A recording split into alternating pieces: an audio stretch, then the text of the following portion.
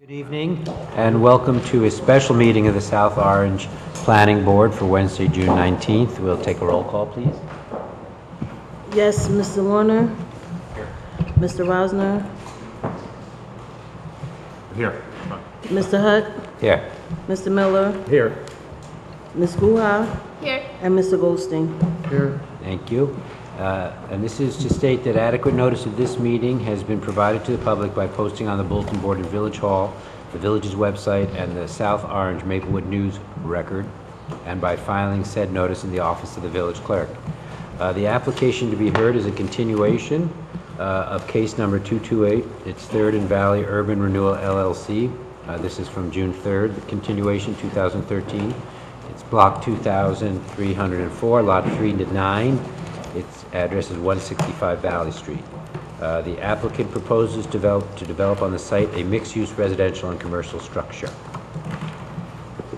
Council. Good evening. Merrill Goncher, or I should say still Merrill Goncher, Greenbaum, Rose Smith, and Davis, representing the applicant. This is, as you indicated, a continuation. Last time we were before you, we presented the testimony of a representative of the applicant. We also presented testimony of our engineer, Mr. Iannelli, and we had presented testimony from Brian O'Looney, our architect. When we broke during the architect's testimony, there had been a number of items that we discussed submitting, and we just want to confirm that the items that were requested have in fact been received, so that we can make sure you have the items you requested. One was access to the website that had the slides. We also provided 6 hard copies of the slides.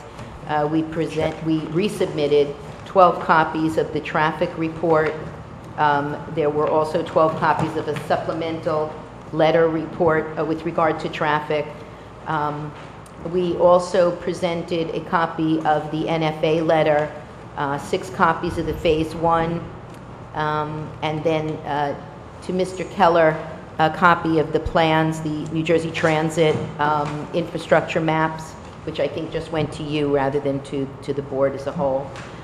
In addition, we submitted a point-by-point response to the Omlin letter from Mr. Keller, a point-by-point response to Ms. Gruhl's letter, and then a further letter from, I should say, the point-by-point to Ms. Gruhl's letter was from the applicant. The point-by-point response to the Omlin letter was from Dewberry, and there was a separate letter from Dewberry addressing the NFA. I believe those were the items that had been requested or that we indicated we would provide. So hopefully... I believe they were all received and appreciated. Okay. In addition, we received a letter. I'm sorry. Oh, I'm sorry. I thought some. We received a letter from Mr. Keller commenting on the traffic report, and we submitted a response to his comment letter today.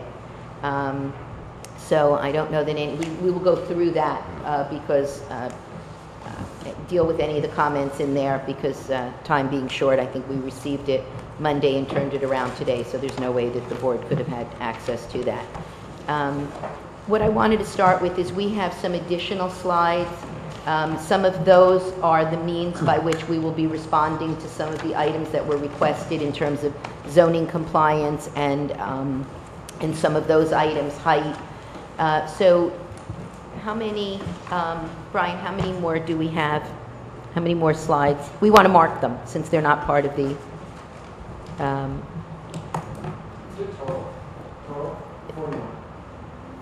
inclusive of the ones that because remember we've marked some. I just want to make sure we're covering. Excuse me.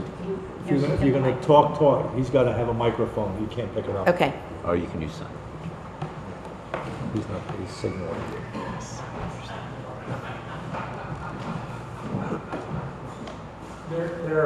Introduce yourself. Oh, sorry, I'm Paul Woody from Jonathan Rose Companies.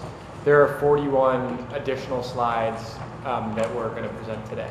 Thank you. Do we want to use the same method of marking those? This this was distributed this evening by the applicant and put on the dais. I don't know what this is. Those, are the 41 those are the additional hard slides. copies of the slides that were loaded and will be on the screen behind you. Good.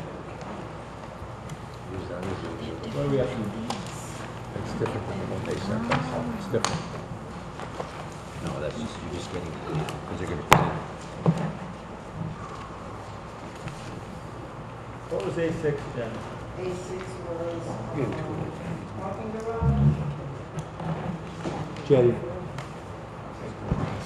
Parking garage. I think it was the side parking garage. That's the last one I had. It's the last of the boards.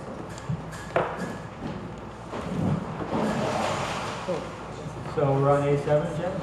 A7 is the next one. So we're going to mark this A7?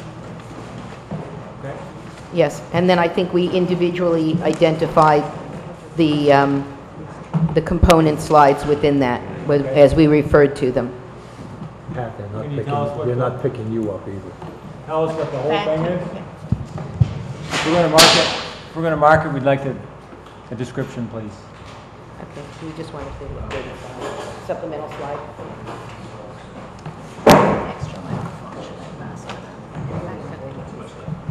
These are supplemental slides responsive to the previous questions. They deal with architectural and engineering.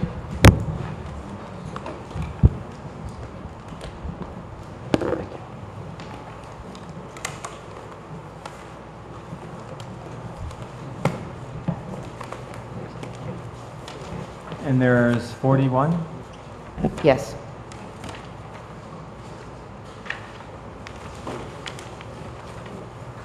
You want a copy? Don't give you? Were the original slides posted on the website or just made available? I'm sorry, I didn't hear you. Were the original slides posted or were they just made available? I think it's just, I don't think it's posted. It's not posted. We provided a website, so I don't know what anybody did with it after that, but we provided that information. Are these on the website as well? Not yet. They We'll will put be? them on tomorrow after there, absolutely.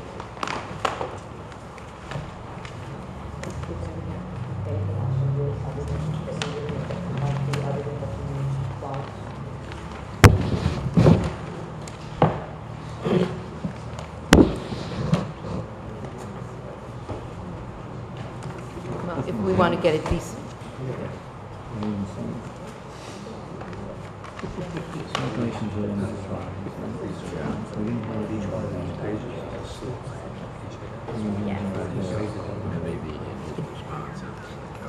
The other document that the architect is going to refer to is a comprehensive signage package.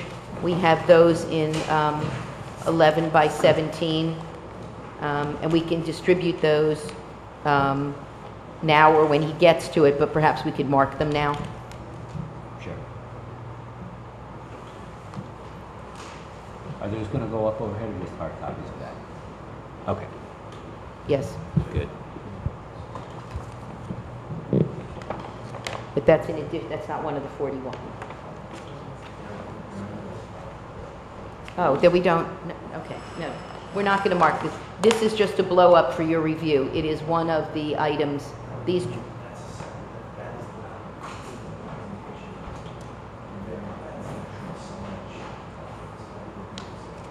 So this one is, what's in the, okay, again, comprehensive signage package would be Exhibit A8. There may be components of it in the slides, but the entire package is this document. Okay. That's what document? The comprehensive signage package. Comprehensive signage package. This one. Where, No, No, there no, are the pieces other of one. that in What the is- new slide package. Those are the new But slide this is a packages. separate, Okay. that's This a is a separate- separate document, which hasn't yet been shown to the board. No. so just to beat a dead horse, how will it be shown to the board? This is the Or only, will it, you don't have this. only it will be this. passed around? Yeah, or- there are, Compo- we have You'll enough you'll address copies. components of it, and we can look at that and there are simultaneously. multiple copies of it for each of the board members. Oh, there's multiple copies of it? Oh, yeah, this is one book. I'm sorry. It is, we have, I see. it's So- 2 pages. Got it. All 3 right, so you pages. can send that around so we have it. We were just trying to get the marking and thought we would give it to you Understood. as we got to it. Oh, okay. But that's, 3 pages, and that was prepared by, and here's notes. And I will just make sure you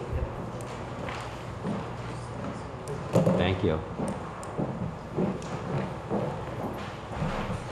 So I guess what we'll do is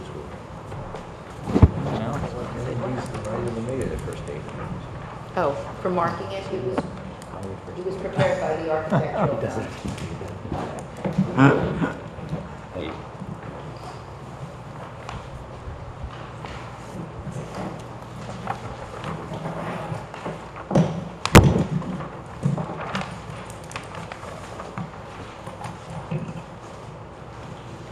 Oops.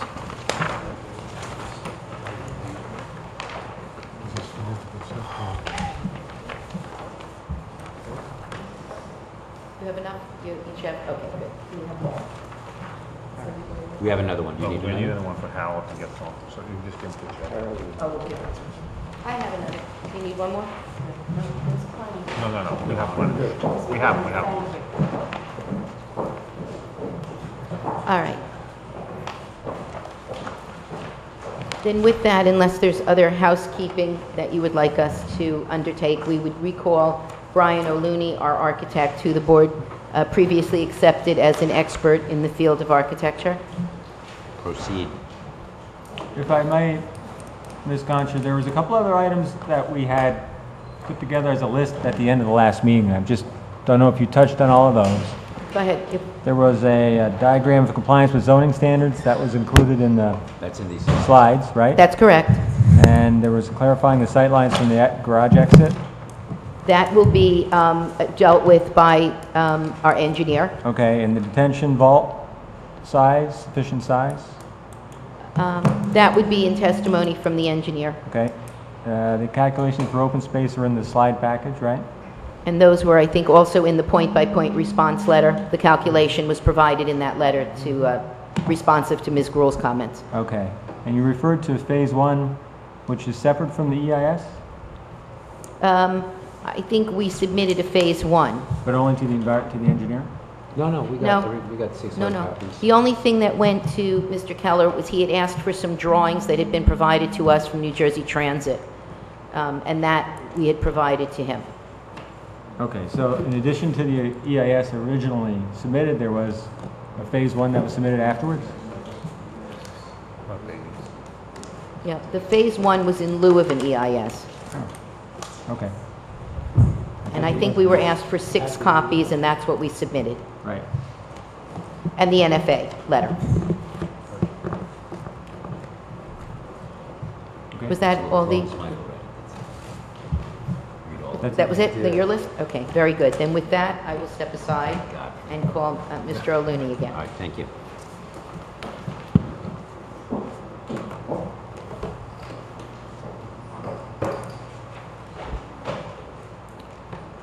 Good evening. Would it be possible to show the slides, please?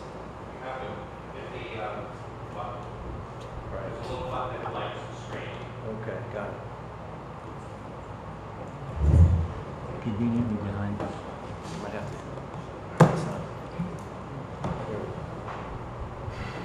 Okay, great. Okay, good evening. Last time we met, we spoke to the plan principles and the goals and objectives of the Third Valley and Third Streets redevelopment plan. We were asked by Chairman Huck to provide graphics and tables showing compliance with the current zoning standards for the site. Today, we hope to address these specifics.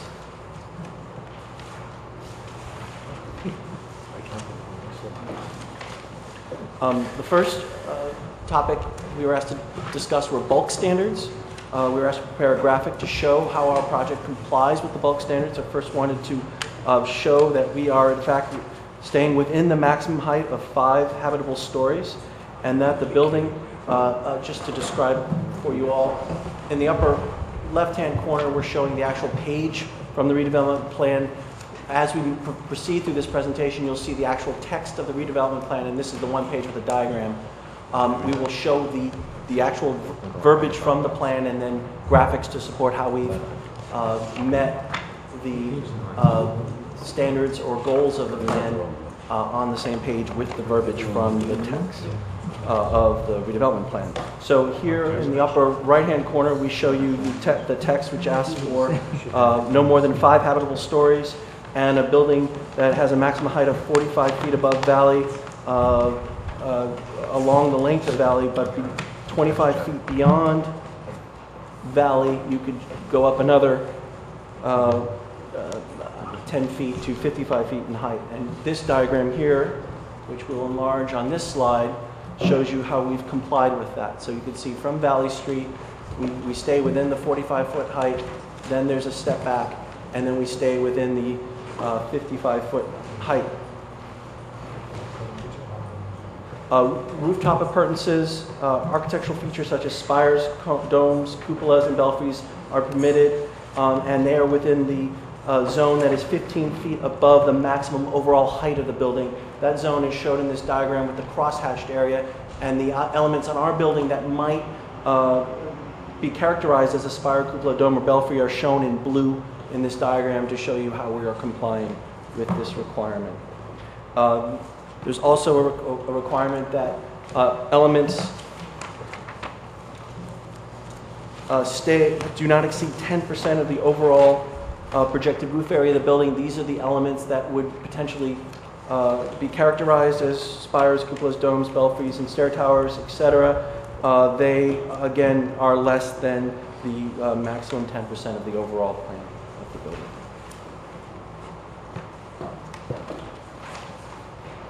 There are minimum building setbacks. Along 3rd and Valley, there's a 0 minimum setback. You can see we've pretty much kept, we still have a little along 0 on 3rd, and we have a little setback along Valley. A lot of that has to do with the power lines that are there and staying away from the power lines. But where the critical setbacks are, we have a setback of 15 feet from the railroad right-of-way, and then from the shared lot line with the parcels fronting on 4th Street, there's a 10-foot setback. We're showing the 10-foot setback in this graphic in blue and the 15-foot setback along the rail line in red, and you can see that we do comply with these requirements.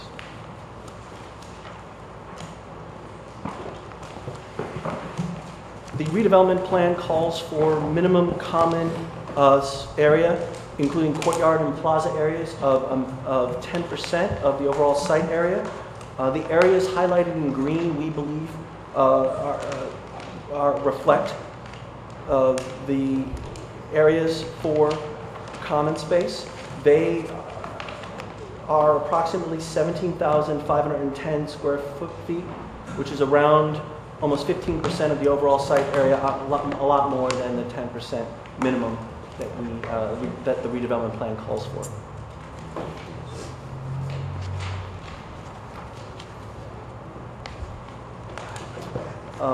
Again, in the upper right-hand corner of this slide, you can see the requirements for on-site parking. Residential parking is required at 1.2 spaces per unit. We have 215 units in the building, so that would be around 258 spaces. There's 2 standards for commercial space. One is if you have retail space that is not food-based, not cafe or restaurant, that would require 1 space for 500 square feet or 6 spaces. Alternately, if the 3,000 square feet of commercial space we have in this building is used for a cafe or a restaurant, you count the number of spaces required by seats. And so looking at our 3,000 square feet, we estimate that might be 50 cafe seats indoors, plus 26 outdoors on the plaza, roughly 76 seats. At the redevelopment plan requirement of 1 space per 4 seats, that would be 19 spaces. The 19 spaces is more than the 6 spaces, so we're using that to make sure that we're staying within the minimum, we're providing more than the minimum required. So we also need to have 189 commuter spaces. So if you add the 258 spaces minimum required for residential, plus the 19 spaces minimum required for commercial, plus the 189 minimum required for commuter replacement parking, that would be 466 spaces. Our garage holds around 522 spaces, so we're well over the minimum requirement for parking.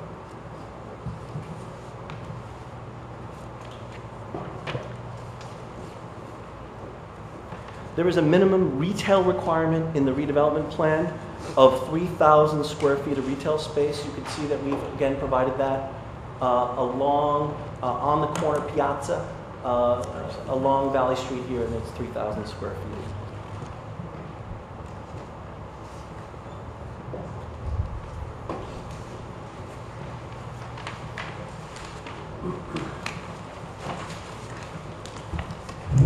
There is a prescribed minimum mix standards for the residential distribution of size units in the building. So we have to have a minimum of 55% of the units to be either studio or one-bedroom units, and a maximum of 45% of the units shall be 2- and 3-bedroom units. And of these, only 10% can be 3-bedroom units. You can see from the chart for you that we comply with all those requirements.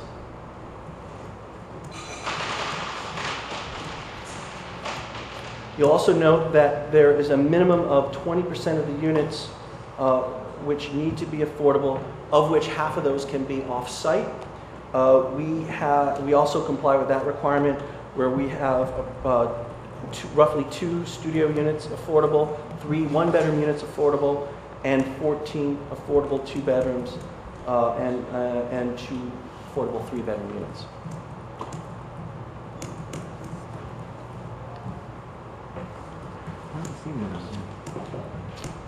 Again, this is reiterating what we stated last time, but I thought since I was going point by point through the redevelopment plan, I would hit these points again.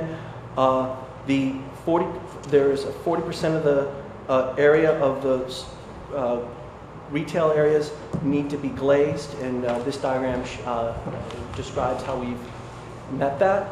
And again, we stipulate that the visible light transmittance of the glazing that we will use will be at least 70%. That means that we'll have relatively clear glass into these spaces.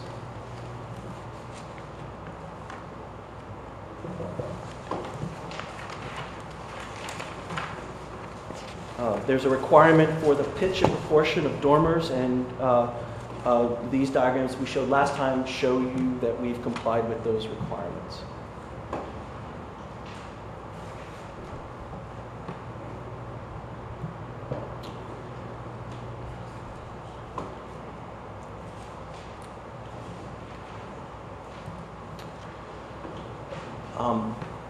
There's a couple of points we'd like to talk to with this slide, which shows you the extent of the live-work units within the building. We only have live-works on the ground floor at the 3rd Street side. It's shown in this striped hatching.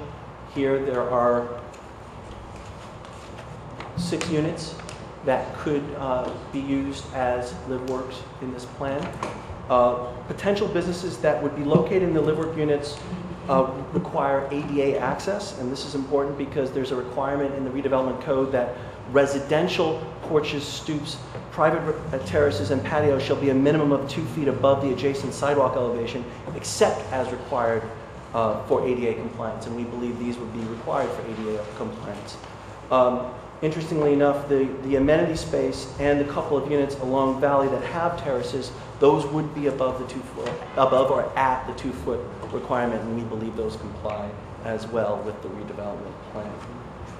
Finally, there are railings along the edge of these terrace areas for the live works as 3rd Street rises up to meet Valley, and we will stipulate that those will meet all applicable codes and regulations for railings.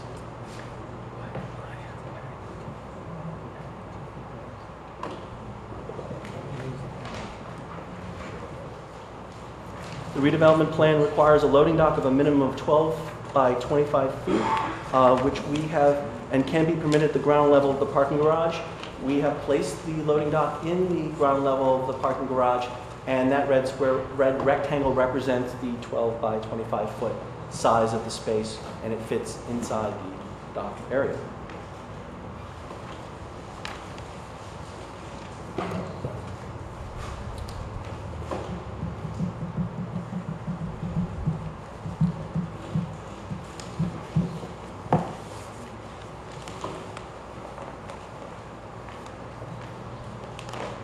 There's a number there's language in the code about materials used in the project.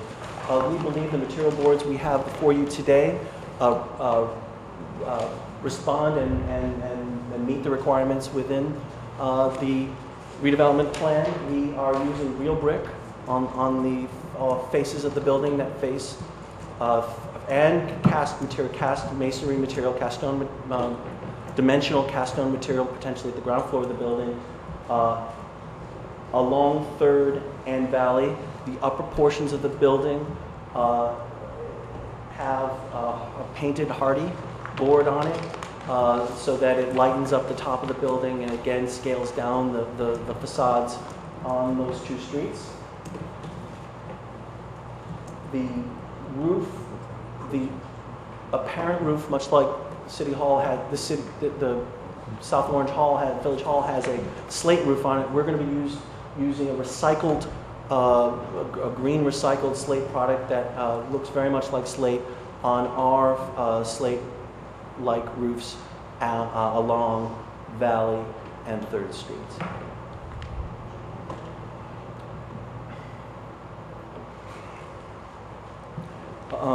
Other specific requirements I'd like to talk to in the code.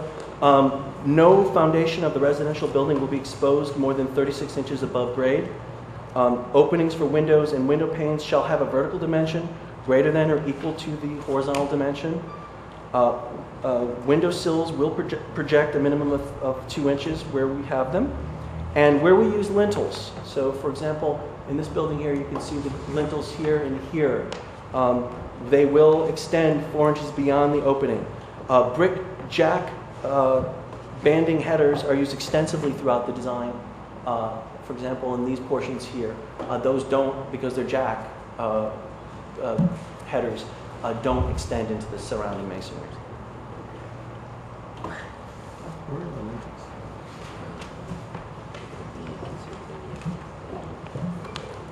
Now I'd like to talk a little bit about how we are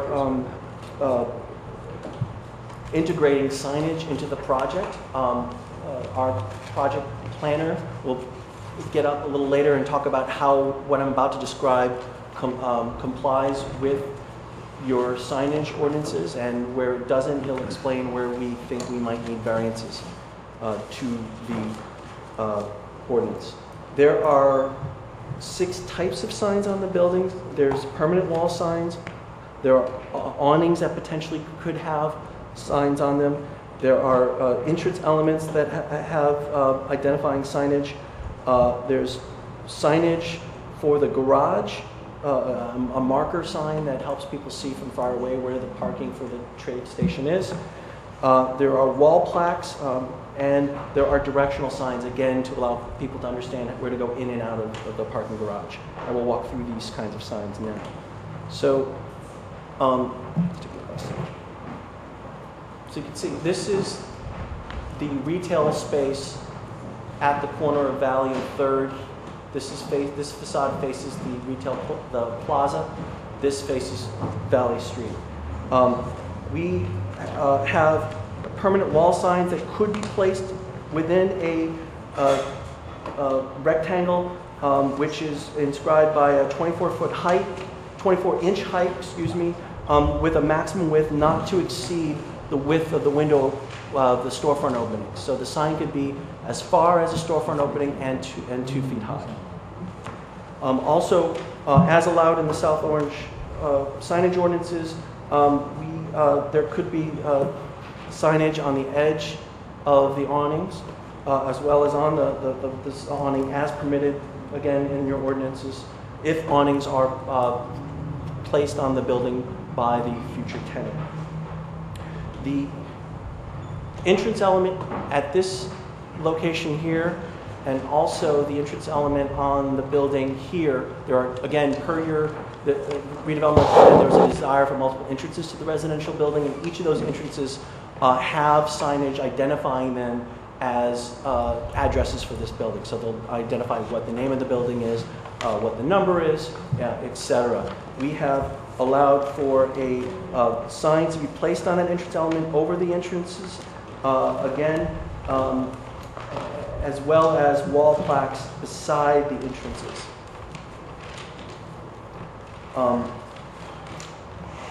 We have also allowed for wall plaques to be placed up here next to the leasing entrance, if a separate leasing entrance is provided by the operator of the building. And each of the live-work tenants or work-live tenants can have a wall plaque to announce their presence and availability as an establishment for the benefit of all the residents of South Fort Worth. Those wall plaques, we are limiting to a maximum of 600 square inches, and they can be either cast metal or painted simulated wood. The lighting for the wall plaques will be provided by entry lights above, so there's no lighting provided specifically for those signs.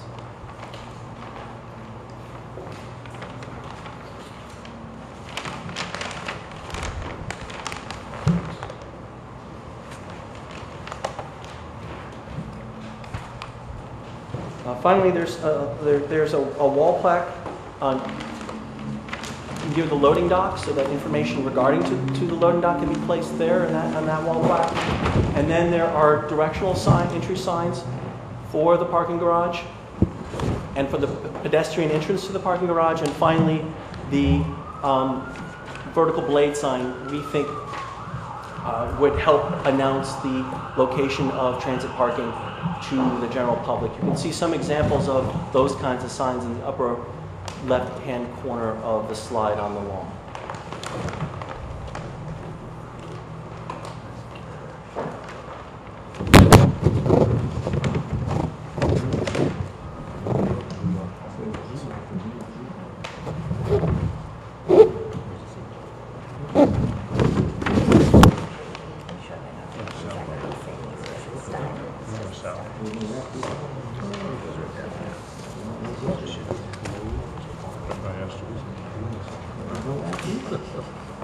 So again, the document we provided to you, A8 is the comprehensive sign package, which delineates each of these signs. It marks it with a letter, gives the notes below talking about type, size, and material and lighting, and so that could be a separate comprehensive package for your use. We have used a lot of that information within the presentation with some other images, such as the examples of the blade signs in the presentation. And with that, I think I have concluded my direct testimony.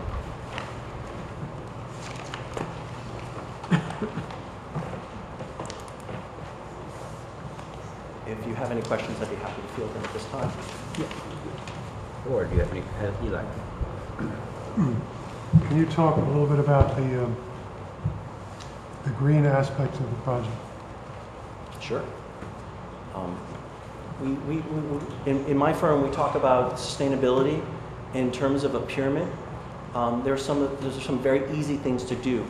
Building near a transit station is one of the best things one can do to be green.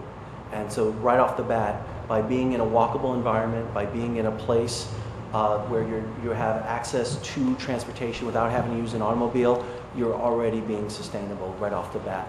The next layer of sustainability are things that are low-hanging fruit for us, things like providing a bicycle room, like careful choice of materials in the building to use so that materials are drawn from within 500 miles. Reusing recycled materials is something we'll do. We also are very careful about recycling construction waste and managing that as the construction proceeds. That's another thing that I'm sure we'll be doing on this project. The mechanical systems that we use will be, because they're new, will be generally very efficient and meeting certain requirements.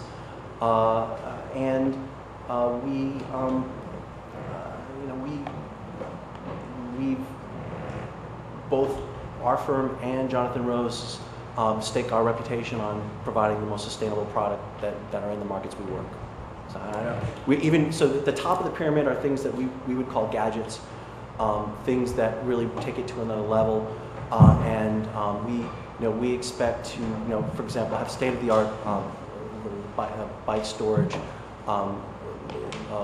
the lower flow water fixtures, etc. in the building. You want to add to that? You have to swear him in. He's Jonathan Roser. Why don't we finish with this one?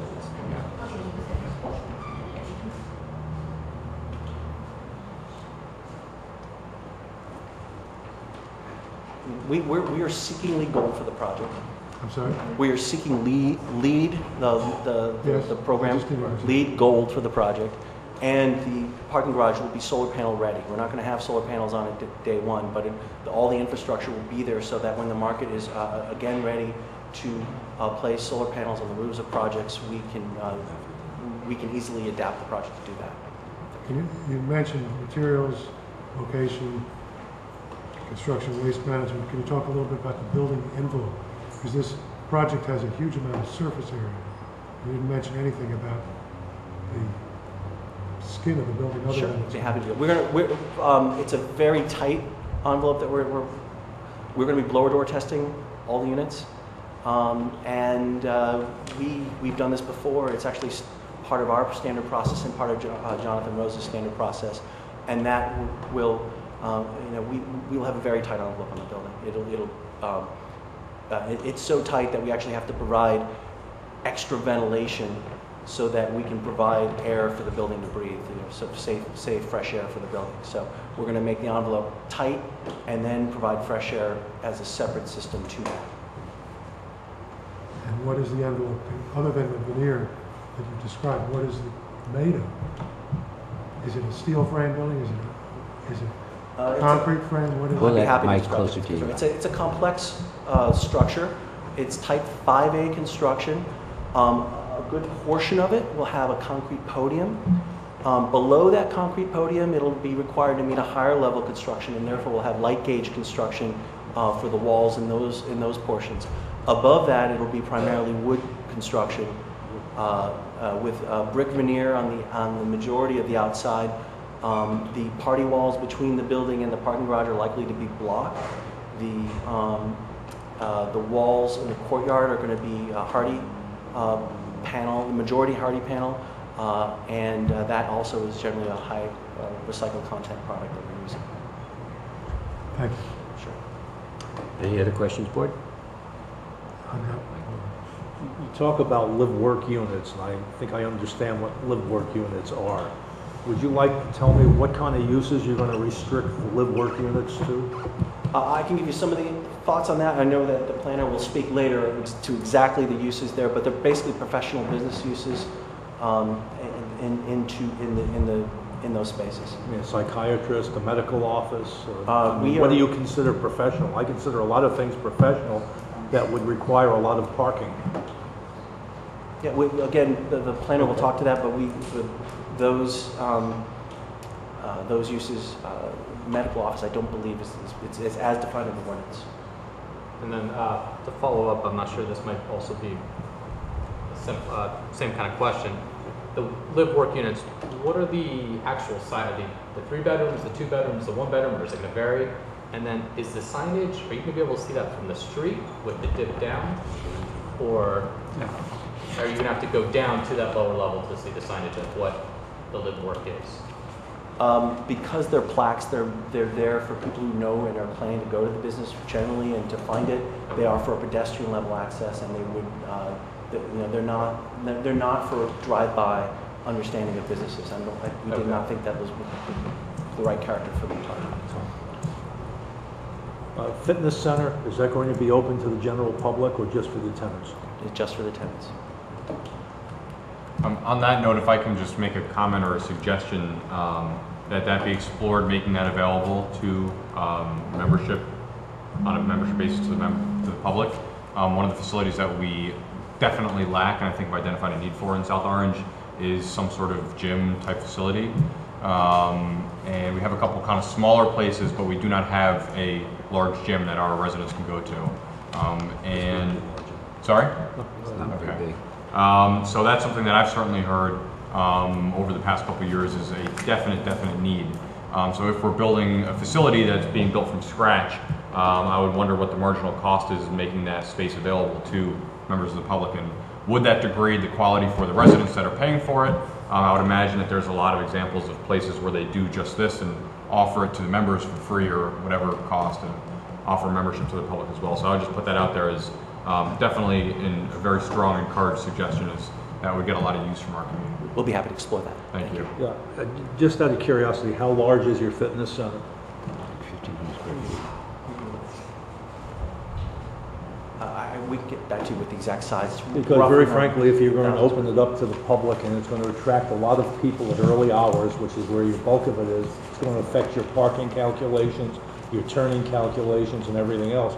And judging by, if I recall what I saw on the plans, I don't think you're going to be large enough to accommodate outside public to a great extent. I don't think it's going to be that large. Well, if it was 8,000 square feet, that would be an additional 16 spaces that would be required for parking, and that would be well under the amount we're providing on top of what we already have in the garage. Well, So it depends on what you counted for live work. Just the units. diagram of your space at 3,000 square foot retail is at least a third larger than the amenity fitness. I don't know how you're going to get 8,000 there. Okay, Two well, stories. then it's smaller than that. So it would just it would be less parking. Okay. And the other question I have is on your parking signage, which reminds me of New York City with the big arrows and the flashing lights. I mean, this is blue in color. Is that the color it's going to be? Well, I was going to say, I think we all appreciate your signage package is very comprehensive, and we don't always get that, and we appreciate it. But we'll also like to invite you to come back at a certain point with your actual signage proposals. I mean, you'll get permits for them as well, but there are a lot of interested parties in our village that will review that and would provide comments on that. And if you're open for that, we would appreciate that dialogue down the road. Yeah, sure. Is there any issue, rooftop mechanical that would not be screened, or is this all going to be set behind the roof? Is there anything up there of any special note? Any rooftop mechanical, anything big? The dormers are They all screen it down? generally screen what would be seen from the public realm. We can go back to that. Is there going to be an assignment of spaces in the parking? We'll hear that from the garage engineer. The parking architect will start Okay. to talk about how Good. that garage will function. I think I'd rather defer to his presentation for that information. Okay. Board, any other questions? Do we have any questions for the public for this witness? Oh, sorry, Eli. A question, I can't recall whether the redevelopment plan called for this building to be a gateway to the town. Does that sound familiar to anyone? Sounds like a good idea. Gateway. Yes, I know our planner is planning to talk to that issue, but Oh, okay. we've again, the piazza at the front corner at the intersection of 3rd and Valley is meant to respond to some of those goals, the gateway goals. Except that it's not facing you when you enter the town, right? The gateway you've created is behind you as you enter the town. You pass it and then you go, oh, there it is, right? Well, I think it's a little metaphoric. Okay. I don't think Depends which way you come from. not a walled You're entering town. the Gateway wasn't life or something. Okay. Any questions for this witness from the public? If anyone's here? No? All right. Thank you very much. Thank you I for have a coming back question with the... about Parking garage. Is he the right? No, person? we're going to have an engineer. Thank you for providing the diagrams. I think they were very helpful. They weren't page numbered. You need a page number? Well, no wonder.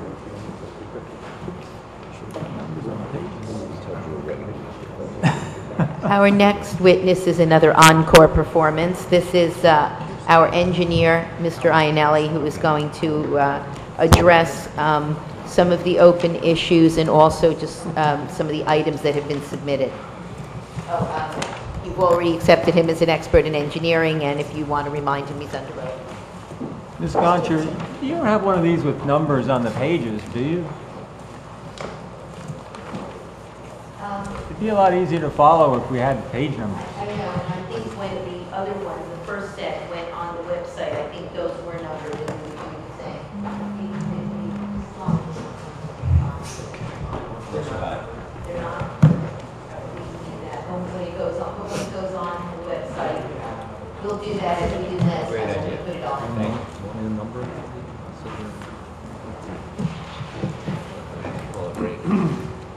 Sure. Call break and keep this up. I'll sit there and number them for you. Okay.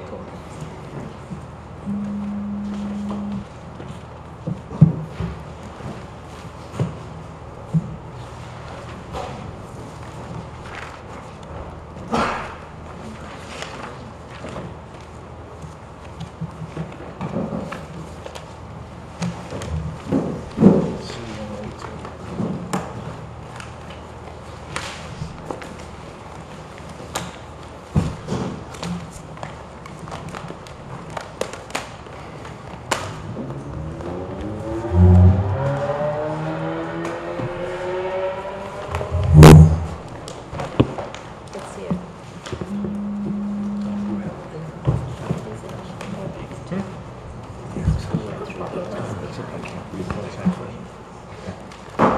Sorry, I had one shuffle deck here.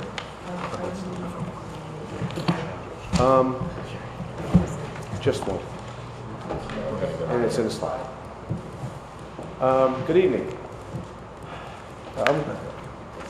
What I'd like to do is go through a couple of questions that I had in my notes from the last hearing. I'm going to touch upon all of them. If I miss any, please feel free to ask any additional. And I'd like to just basically step through some of the questions that that were asked by a number of board members and some of the professionals. At the last meeting, there was a request that I communicate and coordinate with the village engineer. I had multiple conversations with Sal since the last meeting, and I sent the light fixture that we had proposed. Sal responded back, and then we got another response. So basically, speaking to Sal today, they're actually meeting tomorrow with the DPW, and they're going to look at, because I actually got 2 recommendations from the township, I should say village, and we're willing to put whatever fixture ultimately they decide upon. If you look at all 3 fixtures, I'll be honest with you, you put them next to each other, you're going to be hard pressed to tell them that, you know, they're not going to look different, but the reality, it's a maintenance issue, and Sal is exactly correct. He wants to make sure that there's a consistency, so it's easier to maintain as you move forward and develop this whole new lighting plan through the downtown. There was one comment in Sal's email that came up about having, I don't know if you saw this email. Sal had commented on the lighting and asked if the applicant would consider putting new lighting along the north side of 3rd. I've been speaking to Sal and speaking with the applicant. What we put together is what's along our frontage, and we are putting all new site lighting, landscaping along our frontage. One of the hesitations we have with going, you know, across the street just to put lights across the street, it never seems to just be lights. I mean, you got to then coordinate with the property owners. You also got to worry about what conduit potential problems you may have with the existing conduit. So there is a hesitation by the applicant to expand, you know, what there was originally agreed upon as the limits of the redevelopment. And I mean, I'll defer some feedback from the board. Sal had agreed that it seemed that it wasn't necessary or required, but it was a good recommendation. And I'll be more than happy to discuss the pros and cons of doing it, but there is a risk of once you touch the lighting, you know, then all of a sudden you need new conduits, and all of a sudden you need new pull boxes and whatever else. I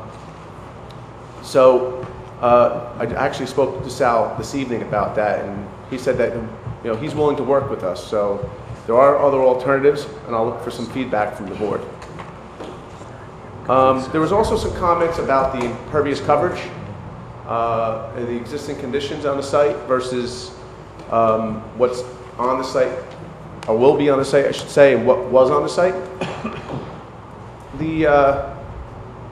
Based on historic aerials, up until about 2008, this site was predominantly paved. It had a gas station and another building on site. Since then, roughly a quarter of an acre of pavement was removed, and it's now like a dirt hard pan if you go out there.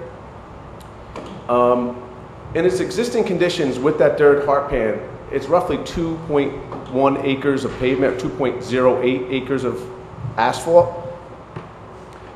Based on the historic data and the photos, that impervious coverage was as high as 2.34 acres when those buildings were there. In the proposed condition, it's going to be 2.32 acres of pavement, so it's actually slightly less than what was there in 2008. But to dovetail this conversation into the drainage, when we did the drainage analysis, we modeled what's out there now, meaning the dirt. A quarter of an acre of dirt, we modeled that dirt not impervious. What that did is it reduced the existing flow coming off the site, and in essence reduced what we had to meet in the proposed condition. So it's actually, instead of going back to the 2008, which we could have done and modeled the whole site as impervious, you know, we took at what's there now. So we are going a little further than we really have to, because I'll be honest, it's just good practice to come in and try to help mitigate, you know, historic issues. I did speak to Sal also about the drainage in the area. He said that, you know, there's no historic problems at that area that we can fix. I mean, there's no amount of retention that I'm going to put on the site that's going to take care of anything downstream. We're reducing the flow coming off the site. The rate will be less in a proposed condition, but if you have any trouble over at the valley, the 3rd Street trestle, that's probably because of the elevation and it being lower than most of the surrounding area, and that's pretty common when you have those kind of low areas. So we are helping the situation by reducing it, but there's really not much more we can do. I mean, we're sending less flow. That's basically all we can do. There's nothing that we can do to mitigate that problem. Now, there was also a question last time about site distance. I believe your plan board engineer, we had testified that from, we measured roughly 280 feet in both directions. And to try to depict what's really out there because of the railroad trestle, to show that you can actually see under it, we actually parked a car at 280 feet that we scaled off and confirmed that you could see it at 8 foot back. Well, the comment from the board engineer was like, well, where does the rail abutment start to obstruct your view when you're coming out of the proposed garage? So we then projected a line on a plan, and we actually revised one of the exhibits we had. And it's kind of hard to see, but what we did was absolutely, it's C-103-E.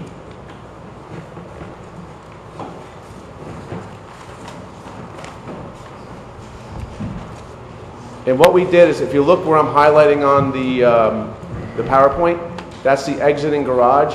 What we basically went to that 280 foot mark and drew a line and came to the corner of where the abutment's going to be, and found that it projects at a point roughly 16 feet from behind the curb. So basically, when you come out of the garage, it's going to be, the garage is a little more than 16 feet off the curb line. So basically, when you come out of the garage, you're going to come out and you're going to be able to see around the abutment. 'Cause don't forget, we're curling that abutment back a little. So that abutment's not going to be coming down stepped towards the, in front of the building. It's actually going to get turned back into the building. 16 feet is almost the size of a parking stall, that you can see that 280 feet to the left. That's more than adequate.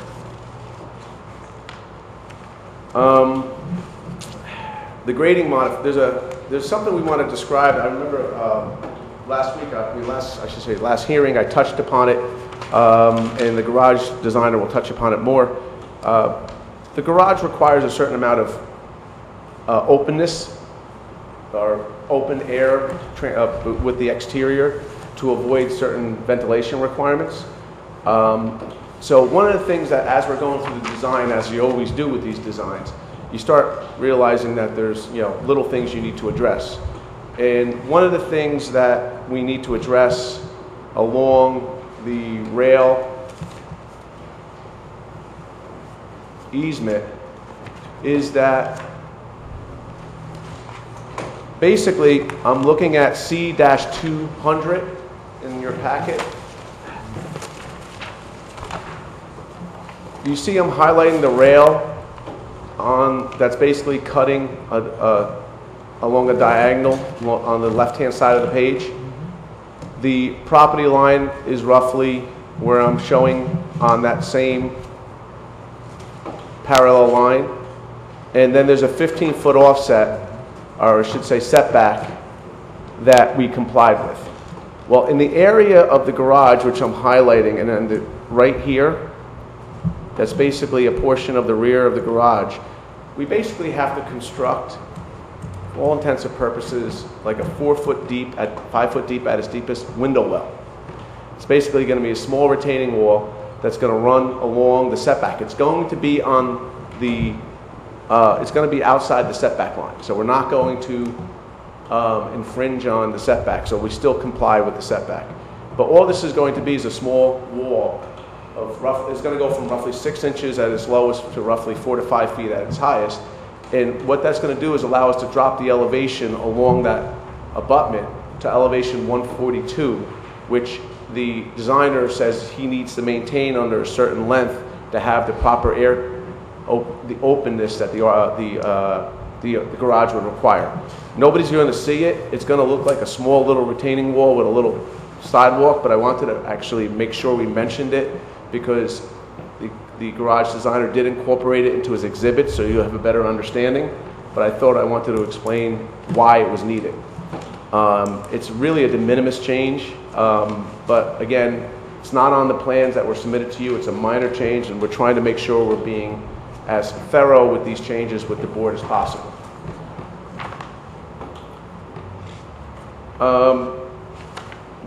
At the last meeting, we talked about soil erosion and sediment control. The Soil Erosion and Sediment Control District has issued an approval for this project. So we have a certification. The project is basically going to be constructed in such a way from almost like from the inside out. I don't anticipate too much trouble with the soil erosion on this site because it's going to be pretty much self-confined.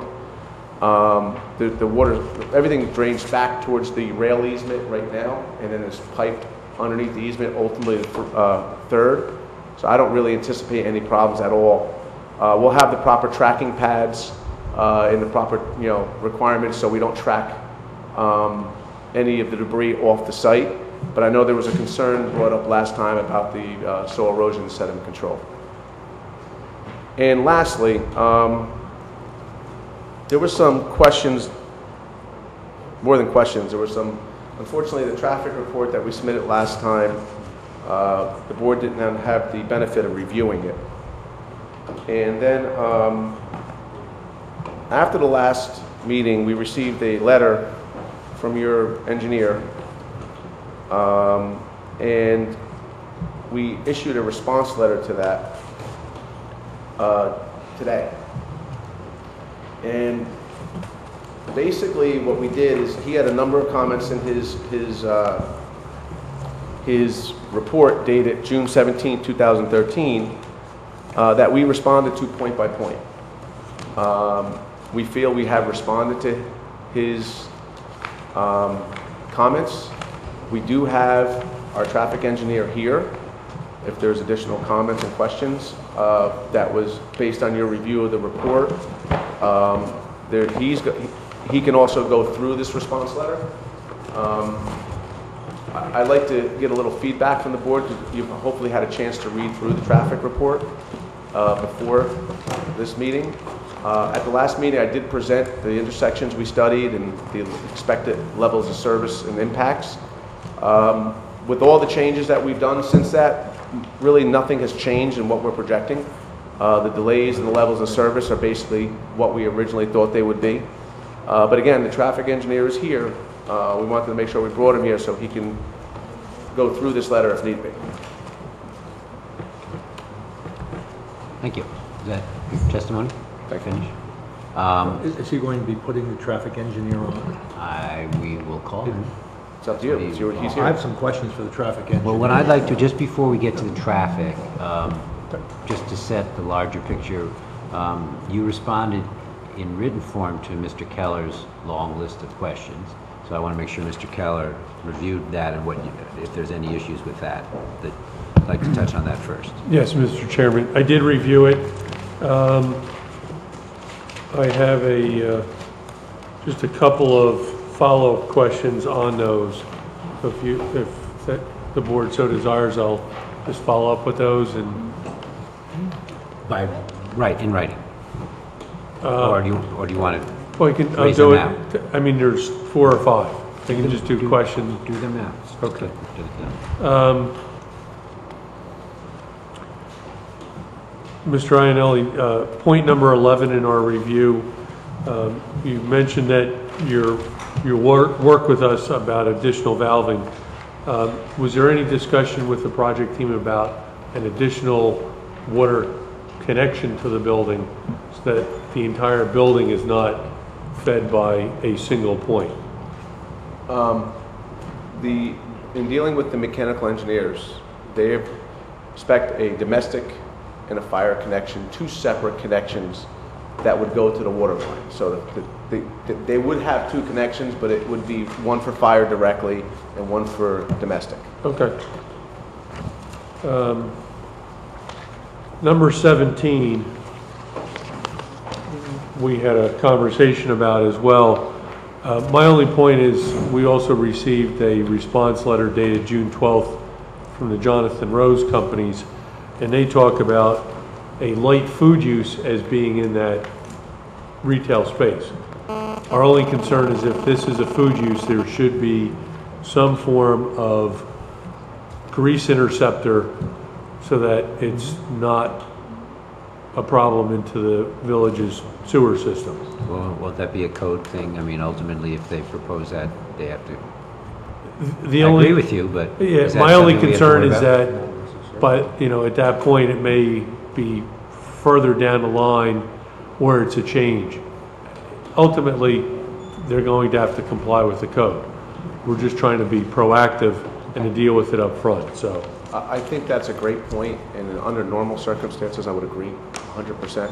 But the owner has told me through this design process that the applicant's going to be the part owner in the building, and they're going to have control over the uses. They're looking at putting uses in there like a Starbucks and things of that nature, which doesn't necessarily need, these types of units. Now, we can work with them and try to, what I don't want to do is put a unit out there that's never going to be used, and more so about the plumbing, to separate out the sanitary things. Then technically, then you have to separate the sanitary, because you're not going to put a trap in and track it through the building again. So I'm willing to, the owner's willing to restrict the uses. That's what he just told me, to what wouldn't require one. And obviously, if they do require one, they're going to have to put one in then at that point, and they're going to be the one dealing with the hardship. That sounds good, right? I mean, I don't know how we restrict it, but we'll figure that out. You know where Sal is going? What? You know if Sal's coming back, or is he? No, he's not. I can bounce this off, Sal. Okay. Well, I think you ought to speak to our engineer or coordinate to all 3 of them, because I don't know if Sal's answers are getting to you, and that concerns me. That's what I'll ask Sal. Okay. the last question follow-up question I have is on number 39. I understand the applicant is considering placement of an emergency generator. Any indication as to where it may be or what noise impacts there may be associated with it?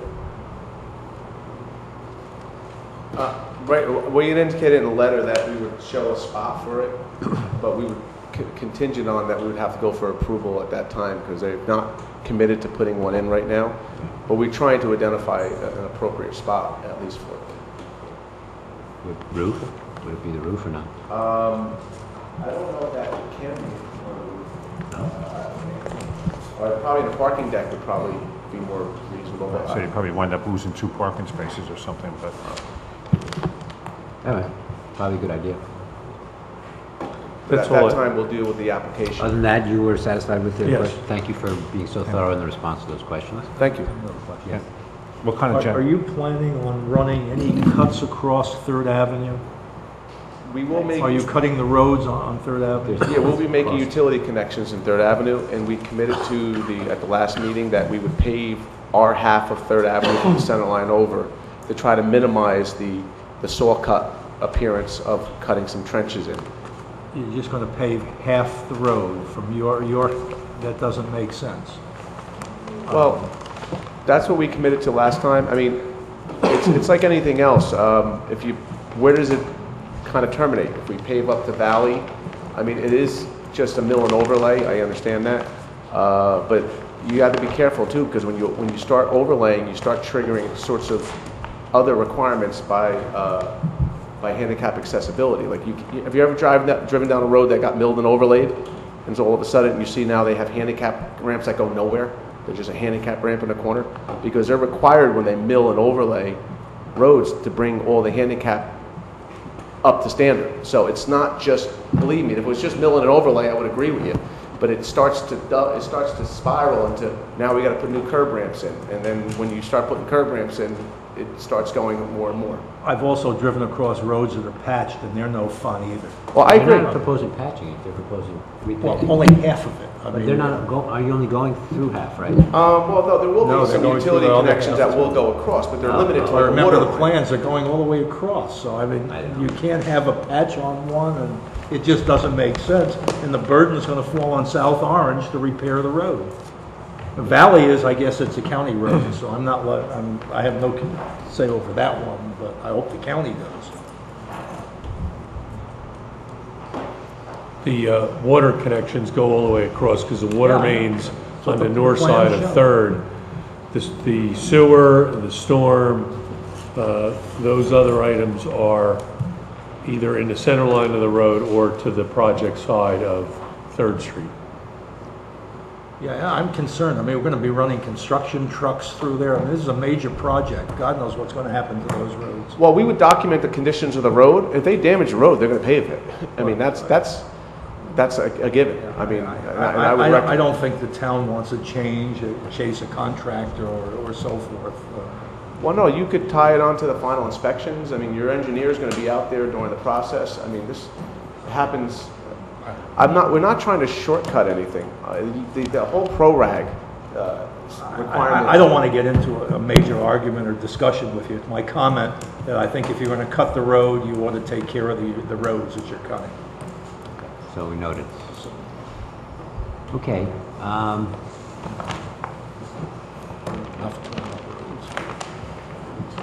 Garage, talk about the garage.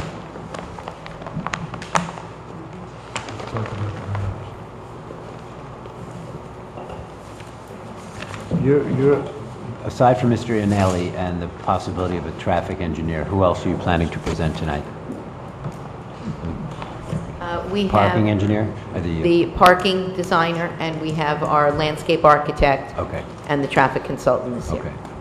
So, if there are no questions more from Mr. Anelli, will he be part of the traffic consultant presentation? No, okay. And there are no questions from the public for this witness? Yes, Tom, Ali? but before Alyssa talks, the one thing I know, there's been conversations between this gentleman and also Sal, and I don't know if you're privy to them, and I would love to have Sal's input in this too, if you haven't been privy to it. I think we have to make sure no matter what, Sal's at the next meeting, because we have some questions for him. Or is he not coming to the planning board meetings anymore? Well, I think the idea had been, since this was of a scale project in which we specifically retained outside engineering, Okay. Sal felt he was being a little redundant.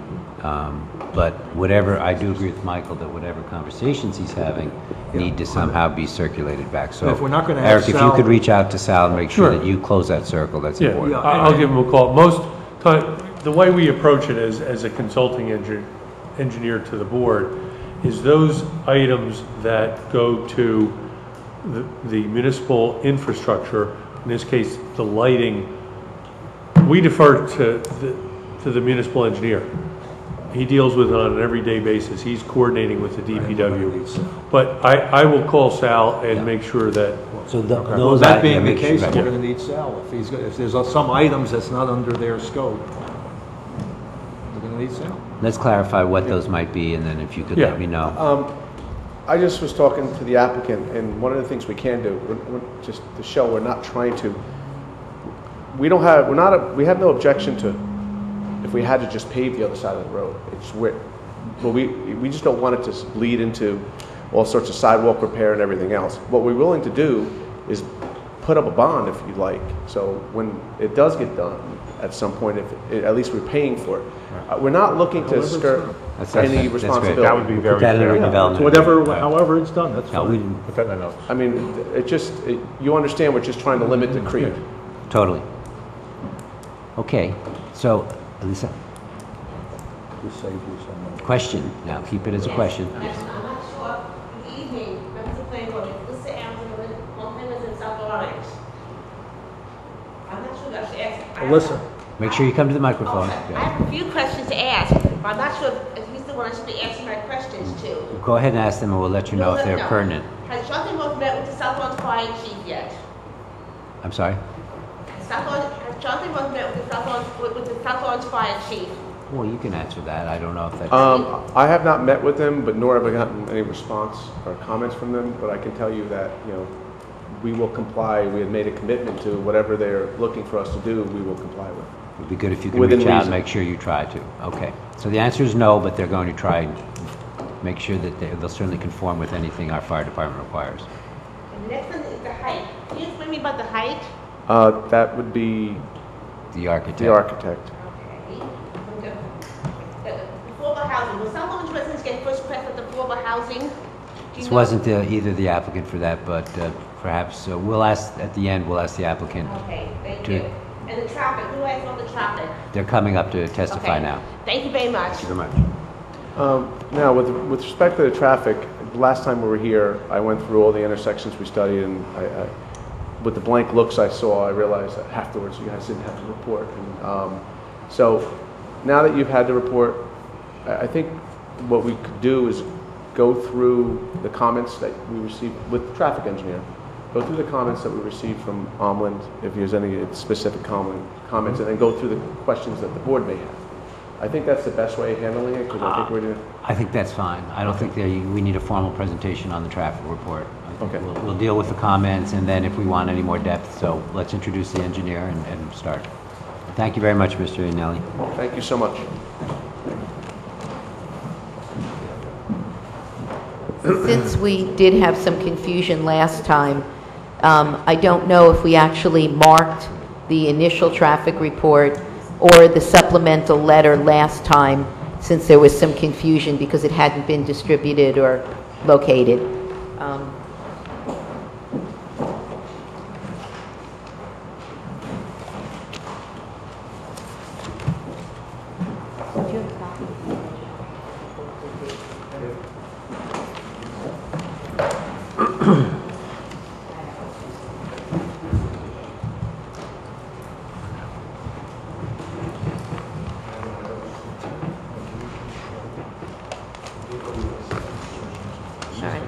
There was I think we provided a bound April 22nd report prepared by our engineering firm, Dewberry.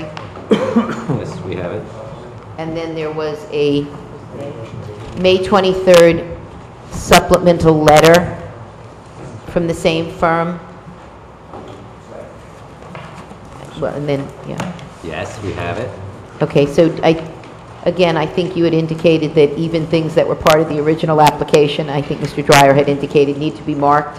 So we want to make sure that those are part of the record. I think what we were saying is rather than, we can walk through the entire report, but I think that if it's part of the record, it sort of speaks for itself, and obviously anything that Mr. Keller has called out that needs clarification. But we just wanted to be sure that it's marked, and then we'll move it into evidence. We'll mark it A9 Okay? and the letter A10.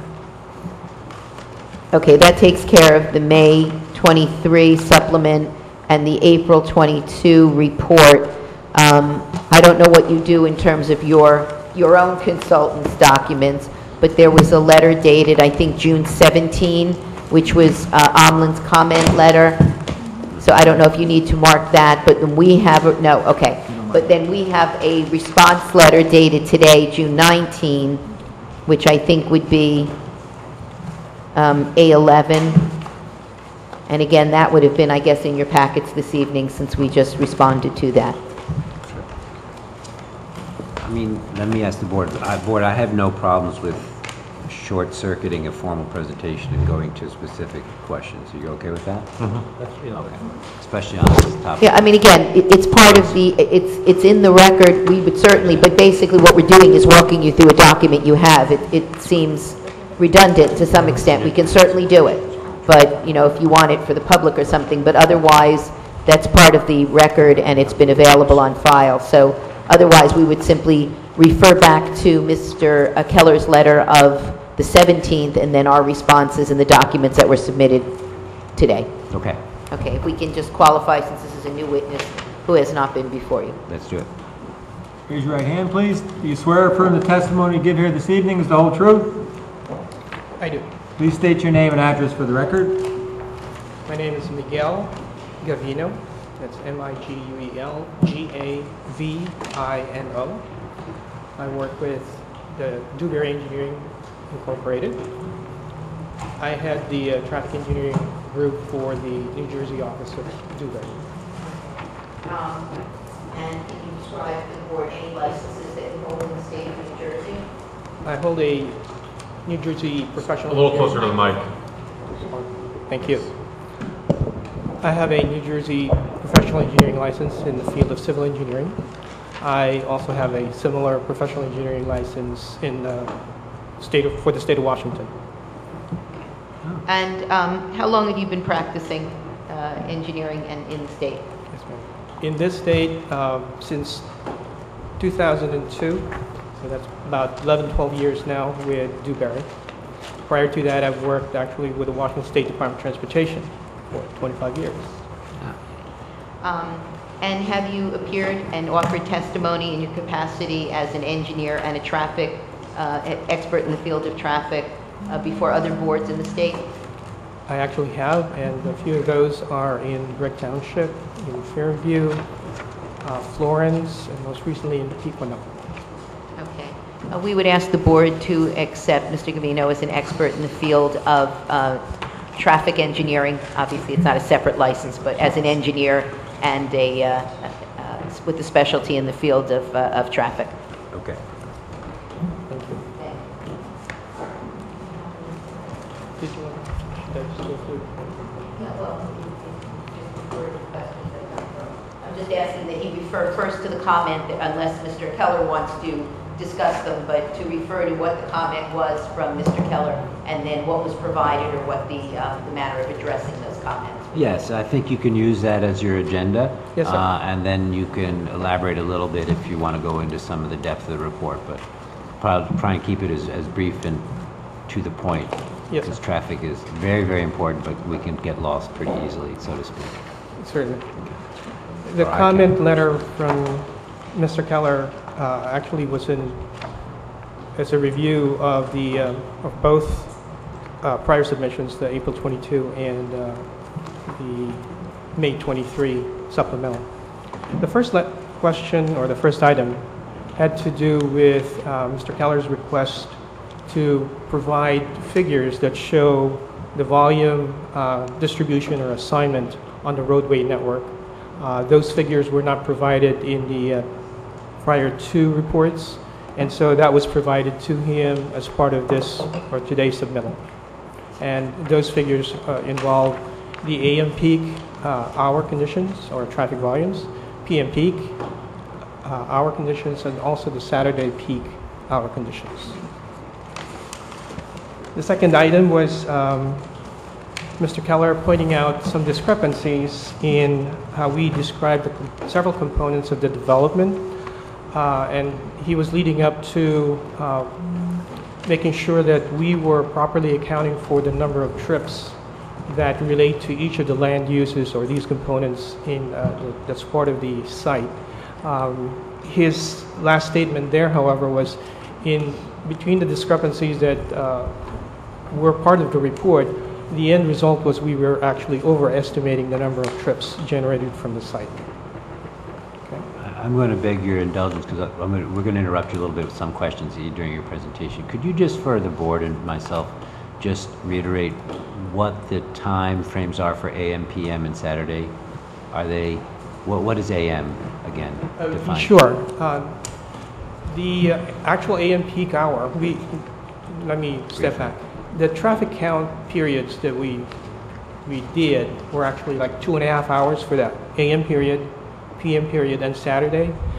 Where the peak hour actually came in is in the morning. It was from 7:45 to 8:45 in the morning. In the afternoon, it was from 5 to 6 p.m. And Saturday was from noon to 1 o'clock. So this visual here, are those represent the peak times during those AM, PM, or Saturday? Yes, they do, sir.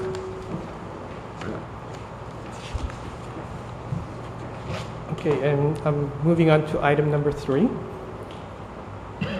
And that was Mr. Keller making mention of the fact that the dates and times that we took the counts were appropriate and proper and accounted for normal traffic conditions, which includes school traffic. Number 4 was a point where Mr. Keller wanted to make sure that we properly accounted for the increase in commuter parking spaces that would be part of the build condition at this site. He noted that we are adding 80 more spaces to what exists over what exists today, and that amounts to about 43%. And he suggested that we plainly call that out and add it to the trips that we're adding to the network, and that we reanalyze all the intersections that Mr. Ainelli had mentioned to you previously, reanalyze those to make sure that we account for the actual impacts of those additional trips, and if any mitigation is necessary, that we actually do those too. Now, in responding to this actual item number 4, what we also did was actually ran the analysis on the trip generation side, the number of trips generated by this site, because now we knew that the amount of retail space was actually 3,000 square feet, as opposed to when we did the April 22 traffic impact report, we accounted for 30,000 square feet of retail space then. And so there's up to 10% of the original amount. So in combination of that reduction in retail space and Mr. Keller's input of making sure that we account for the 80 additional spaces, we redid the analysis, and as Mr. Ainelli mentioned before me, the actual results, the impacts to the network and to the intersections by these new sets of numbers are actually the same. Levels of service, delay to the users of the network were actually about the same as we reported them in the April 22 report. Okay.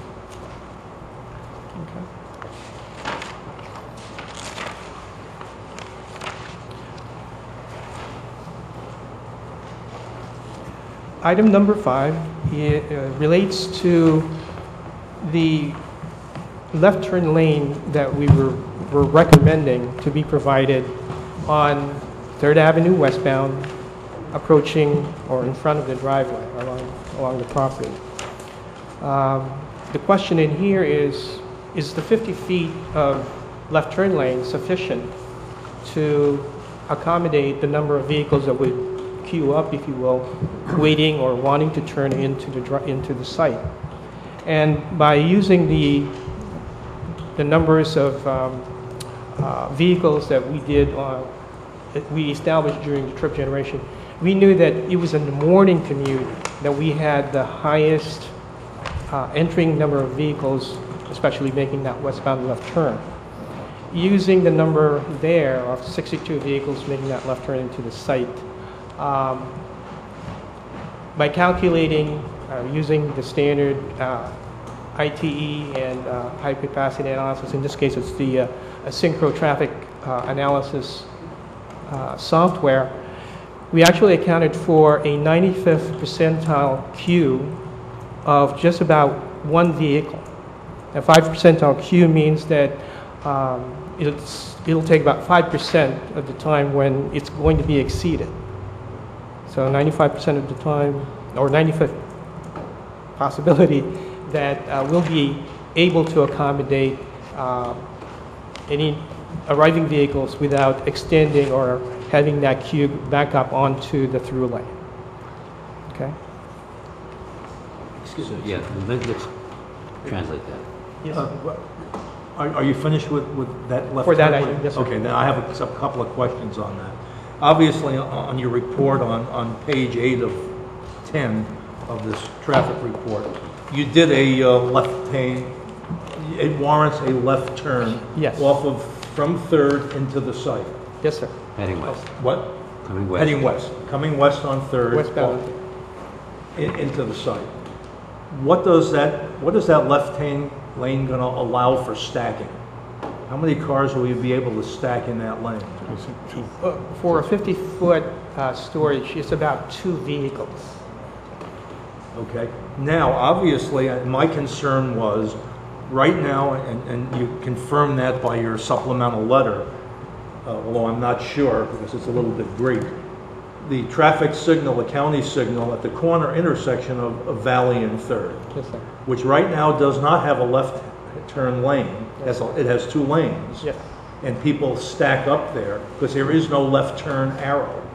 If you're saying it's warranted to put in a left turning lane from 3rd into your site, then I have to draw the conclusion that it's equally warranted to put a left turn signal arrow on Valley down into 3rd. Valley west onto 3rd. Valley East. Valley going east and then right. Going north. Going north. What? Valley going north, turning west. Yeah, that's correct. North going right. Okay. I'm concerned about the 3 lanes coming down, when you get down to come down where he's just put the lane, is how the buses who pull out for Stone Street are going to make that turn, because as it is now, those buses force the cars back. So if you have cars standing there waiting for a left turn, I guess the bus is going to have to wait for the cars to make the left turn. But it could back up traffic more on Stone Street by having a 3rd lane. Okay. I'm not 100% sure that there's a real good solution to the problem, other than I can't even think of a good solution to the problem there. But Well, I think one of the problems, and I, after just seeing it myself, is trying to make a left in traffic coming off of Valley. Okay. If you're telling me it warrants a left turn into your site from 3rd, then I'm going to submit it warrants a left turn signal. Right. If I may... And I can't tell from the supplemental letter if the present signalization that exists is capable of providing that left turn signal. Okay.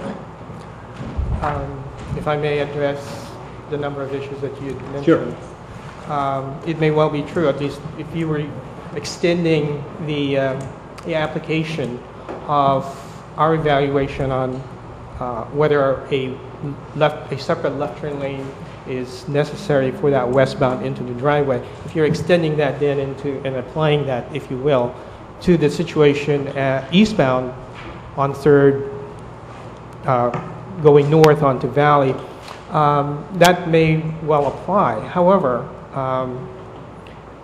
the problem that you're describing is an existing condition. It's not a condition.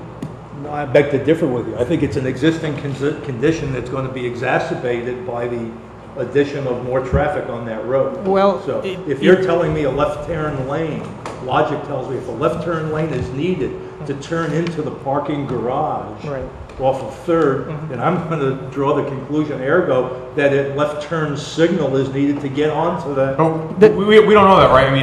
I'm sorry if I don't understand enough of the level of detail, but right, the number of the directions cars could be coming from to make a left turn into that space of 3 directions. They could be coming west on 3rd Street from above Valley. They could be coming south on Valley, or it could be coming north on Valley. So they may not all be making a left turn going north on Valley, making a left onto 3rd Street. They could be coming from any of those. There's 3 directions they could be coming from to get to that point where they'd be needing to make a left, are we looking at when these kind of studies are done, typically speaking, are you looking at the sources of traffic? You know, how many blocks back are you looking? Where are they coming from? Yeah, you're supposed to be looking at all of that. You're supposed to be looking at the entire... How far back do you, how far back do you go? You're supposed to look at the entire intersection and what it's going to do to traffic. Obviously, it was studied a left turn lane into the site. Because maybe all the cars, I don't know this, but maybe all the cars are coming south on Valley and they're making a right onto 3rd Street and then they're making a left into this garage, so maybe we need a right turn lane on Valley, not a left turn lane, but who knows? I'm not sure. Well, the logical, If I may, again, just, you're concerned about currently, of course, today, there's queue that forms on eastbound 3rd, approaching the signal at Valley. One of the results of the analysis that we had done is because we are adding, this site is adding approximately 80 vehicles going eastbound in the morning.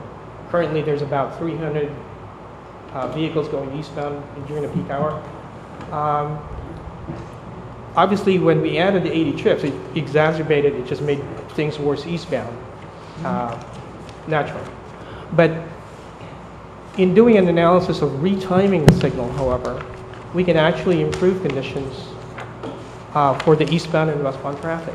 Right now, because Valley is the main road, it carries about 500 vehicles each direction as opposed to 300 on 3rd. There's actually a lot more green time allocated, maybe logically, to Valley. But by reassigning green time, some green time from the north-south Valley movements and providing some additional green time to eastbound and westbound, the delay and the queues would be less than what exists today. I find the real problem, for most of us who've driven into that parking lot, I think the real problem is more that cars that are traveling eastbound on 3rd Street, who come off of Ridgewood, go down 3rd Street, is that you can't even get to the entrance to the parking lot because the cars are backed up from the traffic lights sometimes. Not, it doesn't always happen, but it happens. Right. It happens enough that it's annoying. And I think that's the real issue that would go away if there was a left turn lane or a left turn signal at that traffic light currently. But this is just going to add to the problem, which is, I say, and I understand it's not all your fault because it's already a problem there, but it's just going to make the problem worse. So at some point, that light should have a left turn signals or dedicated, or Ford, a cheaper solution is probably 4 dedicated greens, first it's green, then green, then green, then green, which they do at some intersections now, which I know is a... There are consequences to that. Why does it make it worse? Just because more cars? Because there's more cars. Yeah. But if he's saying the timing, and that's definitely something, if you're saying part of the problem is the cars are queued, and they're waiting at a red light, and you can't get into the garage, well, what happens so part of the traffic when they're traveling east, a car wants to make a left turn to go north on Valley. Because there's no turn signal or no turn lane, that car may have to wait to a full traffic light. And what happens is the cars back up. So the cars, because the cars are coming from... but providing a better or longer ratio of green on 3rd Street would also alleviate that. It would, well, if you had a staggered, if you had a delayed green or a delayed green, it would probably help the problem because you have to give those cars a chance to go. The longer green might just mean that more cars just keep coming through and it doesn't have the chance. And also keep in mind, you're narrowing 3rd by putting in a turn lane. But that's taking a lane. Well, I don't like that at all, but that's... well, but that's what it is. I can understand that. I can almost That's just in the that. immediate area of the driveways, however. I'm sorry, what? We're only adding the left turn lane in the vicinity of the driveway, not the whole length, not up to Valley. Well, but it still bottlenecks it up. I mean, you're taking one lane out halfway down the road, so it's going to bottleneck people. You'll probably help. I understand it's a painted lane. I understand. I understand it's painted. It's one lane. The second anyway. It's just a wide lane. It's kind of two. But also another question. Let me just go back to this. If they're here turning in, it's just wide.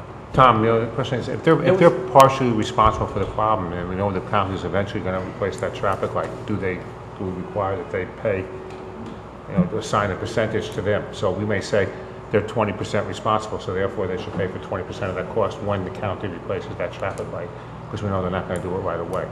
But the traffic light, again, the traffic light, according to the latest letter, is capable of multi-signals. I don't know if it's capable of a left signal. No, they have to It just replace doesn't it. say. I said they have If to that's the replace case, then it's a simple modification. That's not a It shouldn't simple be- modification, it's a very expensive, I looked into it, it's not so Well, simple. no, if it's already geared for it. It's not. Okay, well, I can't tell you if it is or not. I All asked. I'm just saying is I don't think the traffic study goes in deep enough. I'm so sorry. We had, one of the reasons Get close to why the, we- make sure. It's a little closer to the mic. Yeah, sorry. One of the reasons why we had an earlier report and then a supplemental report, we started this process early to go meet with the county when some of the programming was not exactly fixed, and that's why we had some of the discrepancies. So when we sat down with the county, it took us a little while then after that to get the actual signal characteristics of that. Turns out that signal is roughly 40 or 50 years old, or thereabouts. And the conduit and it's not just whether you can just simply have enough phasing. The wiring, the conduit, was not even able to support putting pedestrian signals on it. I know. So one of the things that we did do is we did realize that we can do a phased, and one of the things I had mentioned early on is that probably should be done anyway, that the greens are not operating correctly, and the county agreed with us. We also agreed that we would post a certain amount of, dollars towards, an upgrade, because when it gets upgraded, it should be, everything should be upgraded. And we agree with that. I think we indicated that we would, about roughly $25,000 would be put towards the upgrade of that intersection, so it would be set aside. When the county decides to go forward with it, the county then could use that money to put towards the intersection. And that was about 10% of the expected cost. Roughly, an intersection is roughly $250,000. So it's Yeah, roughly- I know. Yeah. I asked, I confirmed. We are trying to, again, try to be fair and try to accommodate what we are impacting. But when you look at the signal and when you do the retiming, you're going to get more free-flowing, active greens through that intersection. Right now, it's signaled poorly. It is, and if you look at the timings, and Miguel had mentioned that the timings were, when we add this traffic, there's not a lot of change in some of the time delays, and sometimes it actually got better. So I think it's important to note that we are mitigating it and we are retiming it. So that's why, in that particular instance, the county would not allow us to blow up their intersection. They're gonna basically, they would have required us to upgrade it if we couldn't mitigate it. Believe me. I understand. That I'm fine with all that, and I'm just going to question the percentage. I also don't disagree that the timing and the lights have to be changed. I know it doesn't deal with the issue of getting into the garage, but I think the bigger issue is at 3rd and Valley, and I think cars being blocked, and the second issue is the buses. And I think if we add a left turn lane there, we're going to have to figure out about the buses. We may have to do that anyway with Second Street. Yeah. Yeah, I just think, very frankly, looking at the report, looking at the warrants that justify the left signal into the garage, left turning lane into the garage, kind of indicated to me that maybe the report just didn't go deep enough. I know one of the comment was, but I haven't seen it, was where 3rd intersects with Ridgewood, it becomes a nightmare. Well, I haven't experienced that, so I can't. Between at 5:30, 6 o'clock, Yeah, when the so train I gets off, can't, right. it's for 5 minutes a nightmare. But I do know Valley and 3rd is a nightmare. It's a nightmare for short periods of time, in the morning. Well, the only thing, I'm just concerned with the left lane going into the garage, what effect that's going to have. And I know it's painted and all of that, but it's a bottleneck. But that helps slow cars down. That's the only good thing. So. And are you going to discuss at some point, I don't know if now is time or when we get to a later piece of this, the impact that, for example, I'm curious what the impact 3 lanes, even if one of the lanes is a turning lane, has on pedestrian safety? I'm sorry, what's the question? So if that area, right, and that's something that I would like a little more clarity on at some point, is how we expect pedestrians to cross in that area. What side of Sloan Street the crosswalk is going to be on, how much the pedestrian volume is, which is pretty great. Sure. And whether having an extra turning lane, does that make it safer because cars are slowing down, or does that make it more dangerous because cars are stopping and cars are going around and someone's walking out? Sure. Before I answer that, may I answer the first question, or one item that was mentioned? How will this addition of a westbound left turn lane affect buses coming southbound on Sloan making a left turn. We did evaluate that condition with a westbound left turn. And what we do is we use a particular software where we have the bus outlined and making that turn southbound into the new 11-foot lane going eastbound. And that movement can be done and can be accommodated adequately with no conflicts with a westbound left turn. Now, if you think about it, the driveway is about 100 or 120 feet east of the crosswalk. And so anybody making that westbound left turn will actually stop way short of the crosswalk. Right. Okay. And so that room between where the vehicle stops and the path that the bus will be taking through the intersection will be more than adequate for that bus to make that movement. Okay. Well, they're just parking. Now, in terms, I mean, can you address the circulation for pedestrians? Because that everybody coming out of the garage at the rush hours or into the garage. Do we have anything striped there now? We don't, do we? No, we probably, it should be chaos. striped. It should either be, that was my next thing, was maybe we should put a brick walkway in there if they're gonna Yeah. repave the street anyway. But do or you half the street. calculate that effective pedestrians crossing on We could put half your a brick traffic? walkway in. there was a question about what the distance is between the driveway and the crosswalk. That's one question. Yeah, it's Well, I about- realize we need a crosswalk for everybody, but do you calculate pedestrian traffic in your queues? Okay. Did we calculate it? That is, everybody coming out of the garage now has to cross the street. Right. So I mean, it would be, we counted Sloan under existing conditions. In the morning, there's about 98 pedestrians that cross the east leg, the existing crosswalk Okay. across 3rd Avenue. So it's going to be, I saw the number 98, and I'm still having trouble coming up, how you came up with that, if there's, because we oversell it, and there's usually 120 cars, commuter cars parked there on average, 120 to 125. So there should be 125 pedestrians crossing that street in the morning, not 98. But unless some of those people get in, what time did you start counting? 6 a.m.? oh, it was from 7, Oh, so, okay. 7:30 to 9. Okay, all right. So there's people crossing before then too. Right. Okay, all right. But Okay. in terms of, But we do think that the crosswalk would be helpful both for the building and for the town to paint the crosswalk there too when we pave the street. Work that in. crosswalk, But that would have to be coordinated with the municipal engineer. yeah, we're maintaining the existing crosswalk on the east leg of that intersection, 3rd and Sloan, and that's really the best place for that crosswalk in any case, for that intersection. Did we let you complete your addressing all the Keller, Omlin questions? No. You want to continue on that and then? Sure. It's a little chaotic, but Okay, it's the best way to do this. We had talked about number 5, and item 6 is a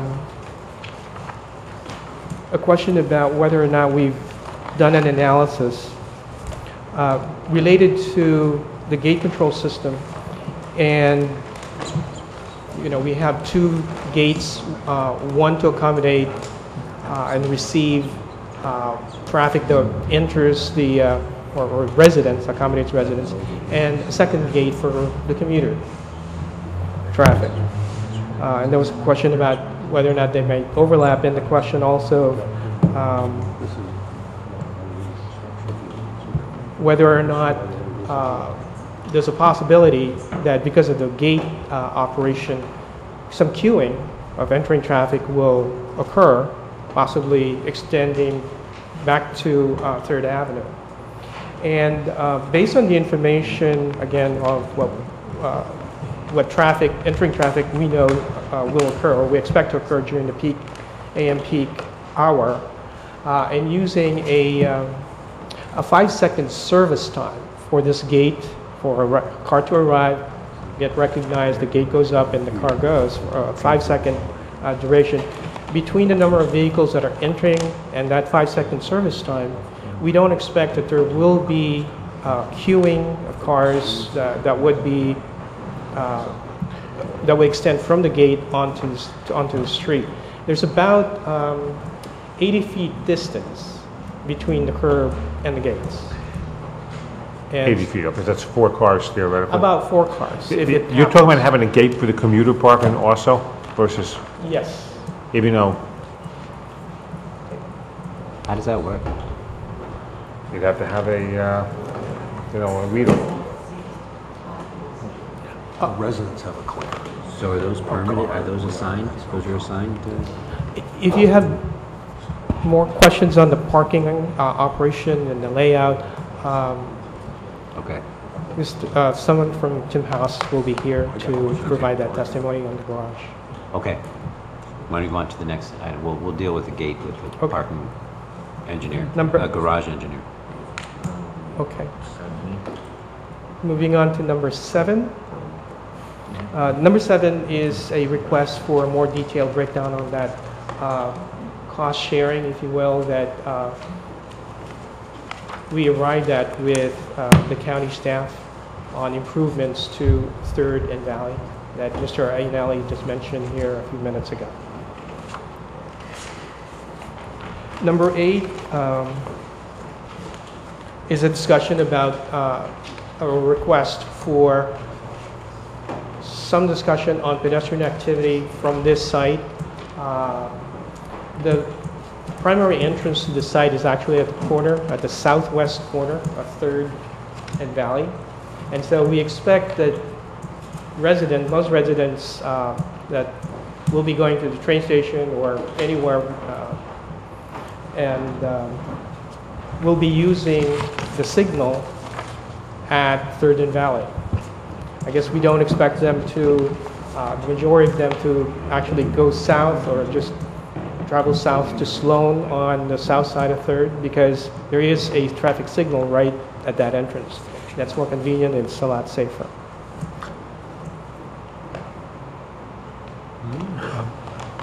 My understanding is that the residents will be able to enter the building near its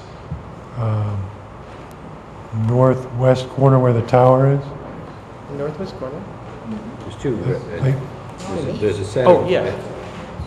that there's an entrance there. Besides on the corner. That is our secondary entrance. Right, Secondary and entrance. If I lived in the building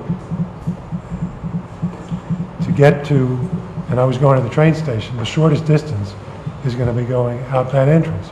Because to go out the main entrance, you have to go to some degree east of where you live, and then west. Isn't that true? Certainly. So the shortest distance to get to the train station where many of the residents are going I is to appreciate go that. out. I'm sure it depends on where you live, on which part of the building, and people would make that decision based, like you say, on the shortest distance and the fastest time.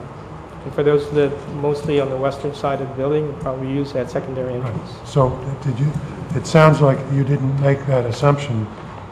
Your statement says the majority of the residents are expected to cross at 3rd and Valley, but in fact, that may not be the case. Now, if it isn't the case, does that change any of your conclusions? It doesn't really change conditions or safety circumstances, whether it's at Sloan or at 3rd and Valley. I mean, at this point, the conditions or the circumstances on 3rd Avenue, you're at the train station, and everybody who travels through the area knows that there's pedestrians in that area. I mean, I've made the observation during the morning commute, and it was interesting how drivers were very cognizant of the fact that pedestrians cross just about almost anywhere between Valley and Sloan. I agree with him. There's going to be some frustrations in trying to get across the street there. I'm back to number 6, and when you talk about 130 vehicles, this equates to a little 2 vehicles entering every minute. About 2, yes. Except for it doesn't work that way because these people pull into the station based on the train. So if there's a train at 7:34, for instance, between 7:25 and 7:30, you might get 40 cars pulling in a 4-minute stretch. It's more like 10 cars a minute, not 2 cars a minute. And then you can go 10 minutes or 15 minutes without a single car pulling in. It just doesn't work neat and pretty like that. And I know I talked to the garage operator, but that's my concern about the gate. And that, you know, for the commuter parking, I'm not quite sure where we need a gate if we have a permit system. So, but we can go over that with him. I'll defer the answer Yeah, to but that assumption just doesn't jive with reality. It's you know, it's fine for science and saying, you know, but it's not real world. Well, I mean, people's behavior is going to be modified. You're not going to be able to wait till the last 5 minutes because you're going to not be able to park and you're going to miss your trains. They're going to come 10 minutes earlier. Even yours might be, where you'll be walking. I walk. Okay, all valid points. Eric, do you want to comment on any of the rebuttals or the responses to your letter? For the most part, they had addressed the questions that I raised about the gate control system. I'm going to wait too for the gate designer, to testify. One question I have, hearing the concerns about the pedestrians at Sloan, do you think it would be appropriate and would, if it is appropriate, would the applicant be willing to install, along with this, the pylon signs that say stop for pedestrians and crosswalk in the middle? Yes. I see some nodding heads, so. And the exact placement of those would be coordinated with the village engineer. We certainly can, we can do that, and we're willing to do that. Okay. Okay. Any other questions for this witness from the board? No. Planners? Alyssa, traffic question. I know you had one, so please come up and ask. Where do I begin? With a question. I have questions. Okay. Good evening. My name is Alyssa Adams. I'm a longtime resident of South Orange. Where should I start? Okay. Taking in Columbia High School, which is a mile away on Valley Street. Have you taken in that, the high school on Valley Street, on Parkland Avenue? The Columbia is a mile away. Okay. Okay. Have you also taken in that Lady South private schools also on Academy Street? I want you to take in that there's two schools within the radius. And I guess if it's a matter of accounting for the trips that go to and from those schools, those are been accounted for in the fact that we did the traffic counts. Okay. West 3rd Street is a cut through to South Orange Avenue. Do you know that? Which one? West 3rd Street. 3rd Street. Yes, it's a cut through. Okay. How are you going to prevent the cut? I mean. How do you mean it's a cut through, Alyssa? What do you mean by that? You mean people come? People cut right through it. They avoid somewhere. Well, I think the witness has been saying is that their calculations are based on the quantity of cars, no matter where they're coming from or for what purpose. So if you increase traffic, they've evaluated the amount of cars, so that's what they do. For what purpose they're there, whether they're parking or cutting through, we don't know. Number 4, how will residents pull out of the driveway to live on Valley Street? I want you to take all these into consideration before you decide to give them a variance. Okay. Number 5, will 3rd Street be a backup? Be backed up? You can ask the witness that. Will 3rd Street be a back? Will be back up? And are we talking about getting into the garage? Yes. And Yes. We the garage.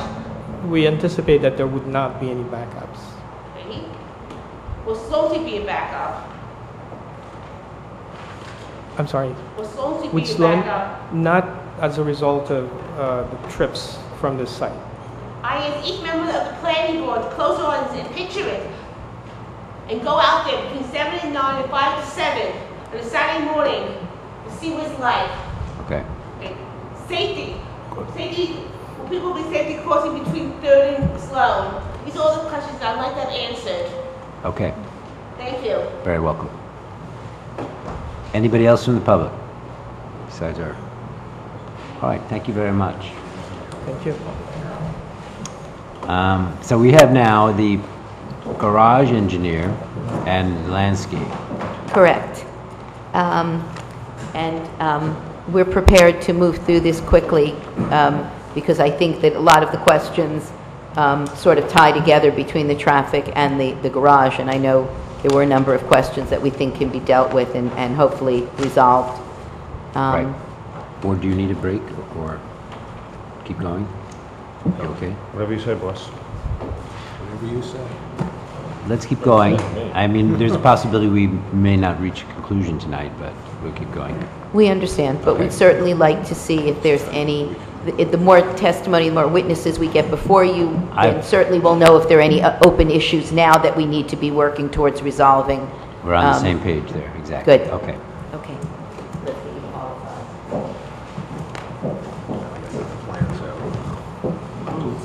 Please raise your right hand. Do you swear or affirm the testimony you'll give here this evening is the whole truth? I do. Please state your name and address for the record. Todd Helmer, 2236 Locust Drive, Lansdale, Pennsylvania. Could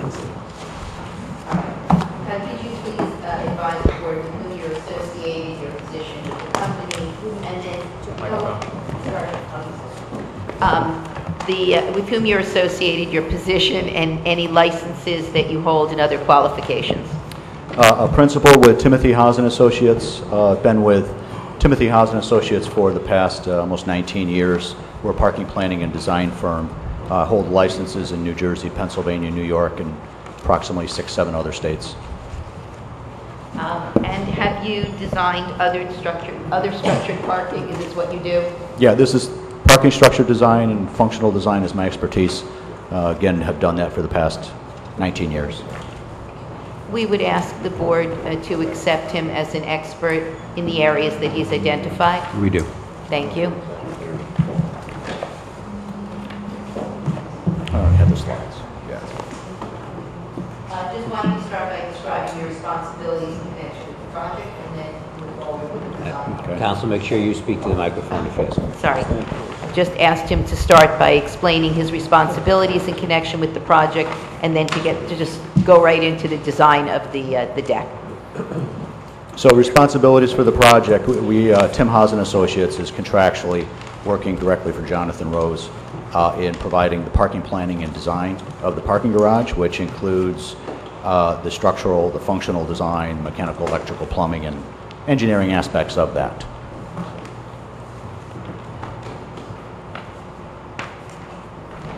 So what's up on the screen is the footprint of the parking garage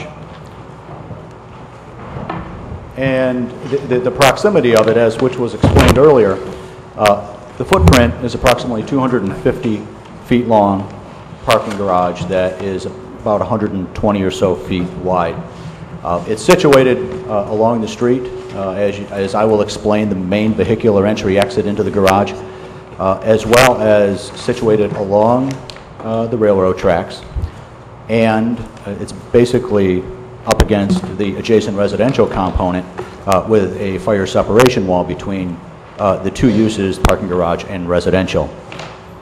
And also on the backside here, as Mario explained earlier, complies within the setback requirements. And that's related to the openness of the parking garage as well, which I will explain. So the footprint, as you can see here, has, from a pedestrian standpoint, has a main stair elevator tower that's located in the corner. Provides direct pedestrian access to the station. Secondary means of egress is down in this corner as well. That is code-required egress for 300-foot walking distance. The parking garage, as it is designed right now, is an open parking structure, not requiring mechanical ventilation or an automatic sprinkler system. In that particular scenario, 300-foot walking distance is required from any remote point on the deck to a stair landing. I'd like to just move forward to the next, and I'll come back, because I think it's important to understand the functionality of the garage, and then come back to the vehicular entry exit for the different user groups. The parking garage as a whole has 522 spaces. The commuter in the public portion has 258 spaces.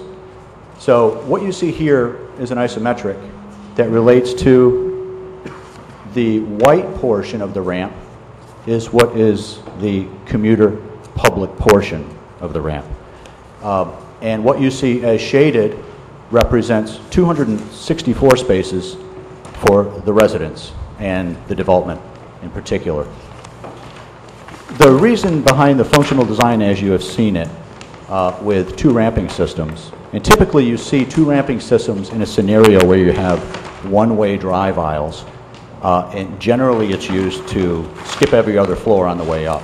In this particular scenario, we used this design so that we could comply to an owner requirement of segregating the parking between the commuters and the public and the residential users. So essentially, when you come into the garage, and if I'm a commuter in the morning, I'm going to be coming in and I'm going to be going up the ramp, parking in the white portion, okay? Which, once you go through the gates and up the ramp, you go right to the top level, and then you have a turnaround area and allows you to come back down. The residential portion, as shown, as I mentioned, in the shaded area, you have to come in, you go down, you go through a set of gates, and then you go up to the residential portion as well. The comment was made earlier about pedestrian access. I mentioned the stair elevator towers. It's important to note that what you see is shaded in the locations here, here, on either portion, on either floor.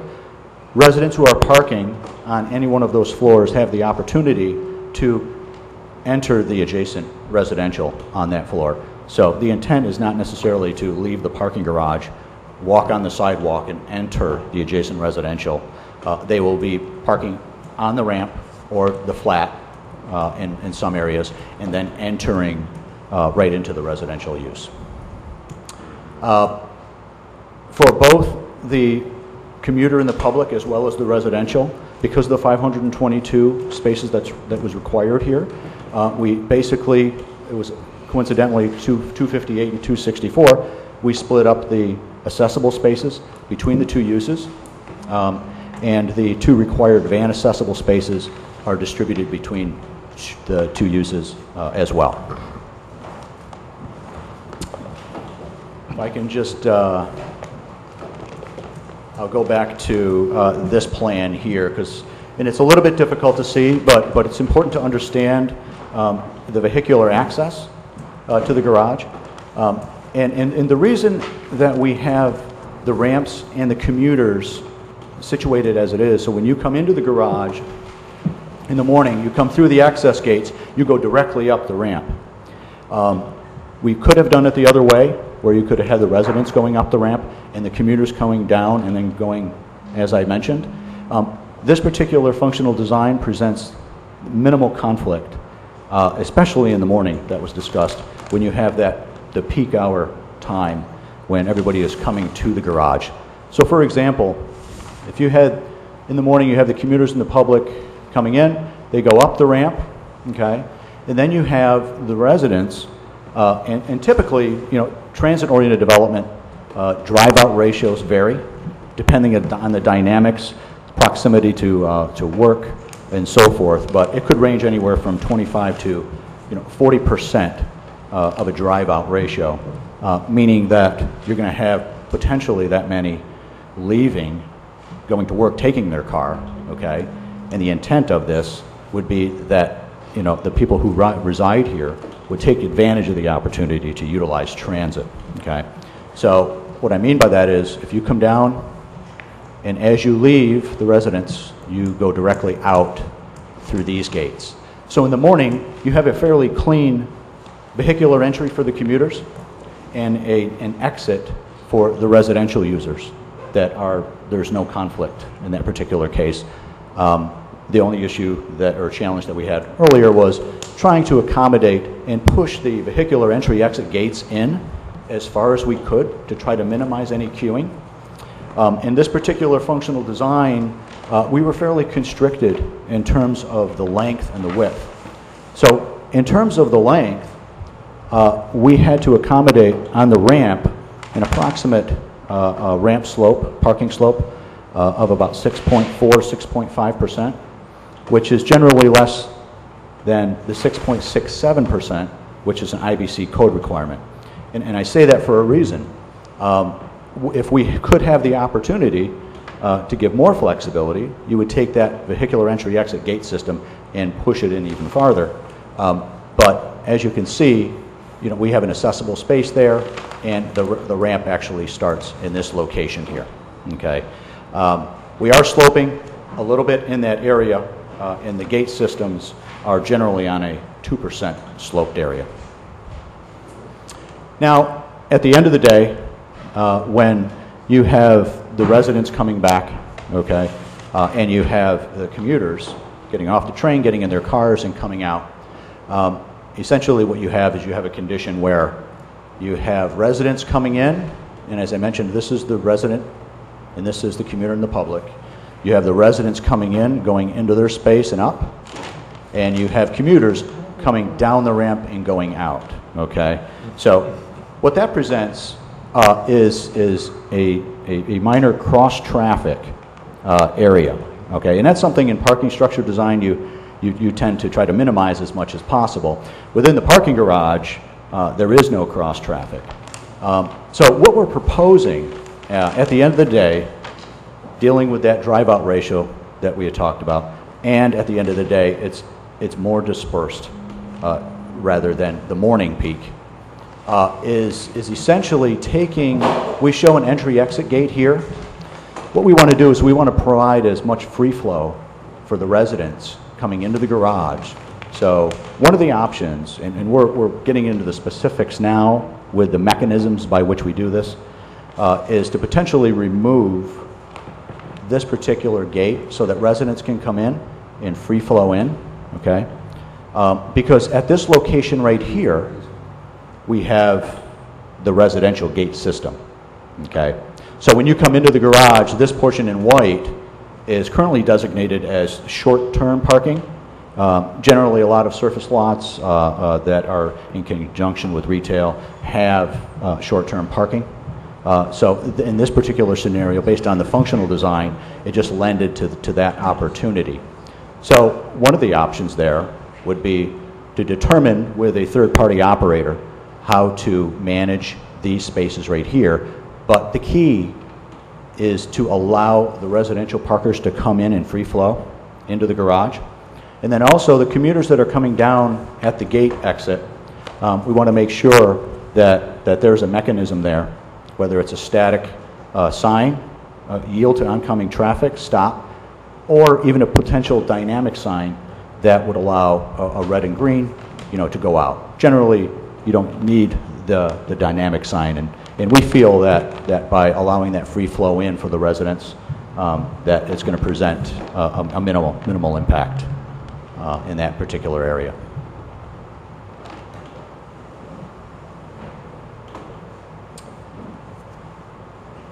The one item that I did want to address, actually a couple items, and this goes back to my comment related to the tightness of the garage as related to the setback along the tracks, as well as setback on this portion of the garage, is the drive aisle dimension. The ordinance, South Orange ordinance, indicates that for 8'6" wide spaces, that a 24-foot drive aisle is required, okay? Or 9-foot wide spaces, you're looking at a 23-foot drive aisle. So generally, if you increase by 6 inches, you have to increase the drive aisle, you have to increase the width of the space by 6 inches or so. In this particular case, because we're fairly constricted in the width, we have a 23-foot drive aisle, 18-foot stall, 23-foot drive aisle, and an 18-foot stall on both of these straight runs of the parking garage. It's our experience, especially in the past few years, that with sustainability initiatives and smaller vehicles, hybrid vehicles, and so forth, it's been our experience that smaller drive aisles is acceptable. We feel comfortable with the 23-foot drive aisle, and that's one of the reasons that we're looking for a variance for that.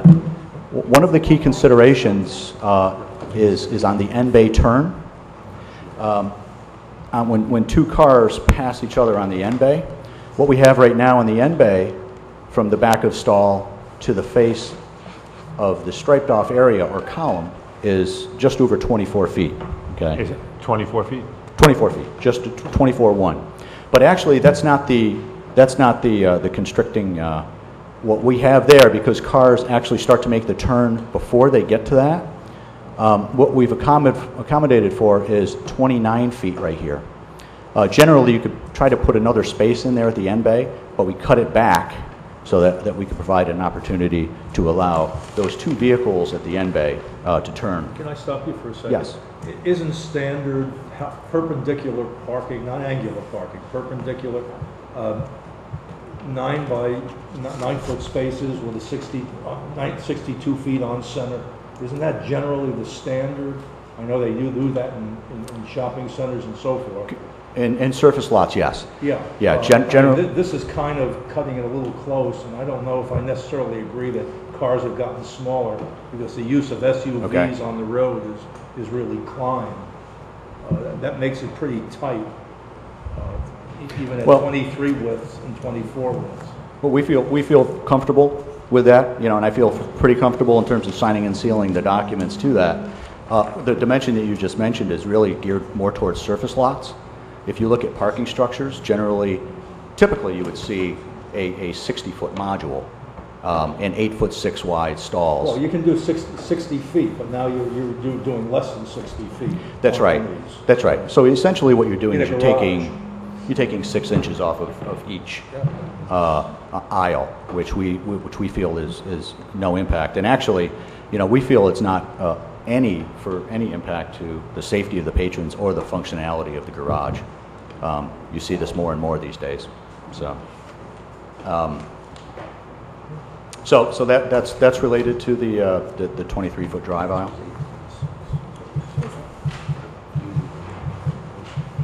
Can I just clarify, what is the width of the parking stalls? The width of all parking stalls are 8'6". Including the compacts? Including the compacts, right. Now the compacts, let me just mention, the reason that the compact spaces are included in there, and they're actually going to be signed as compact, is due to, again, the length of the garage, and trying to maintain that ramp at a percentage that's less than the required, provide end bay parking, and provide a two-way turn at the end. So the compact spaces actually is maintained at 8'6" at a 16-foot depth. So.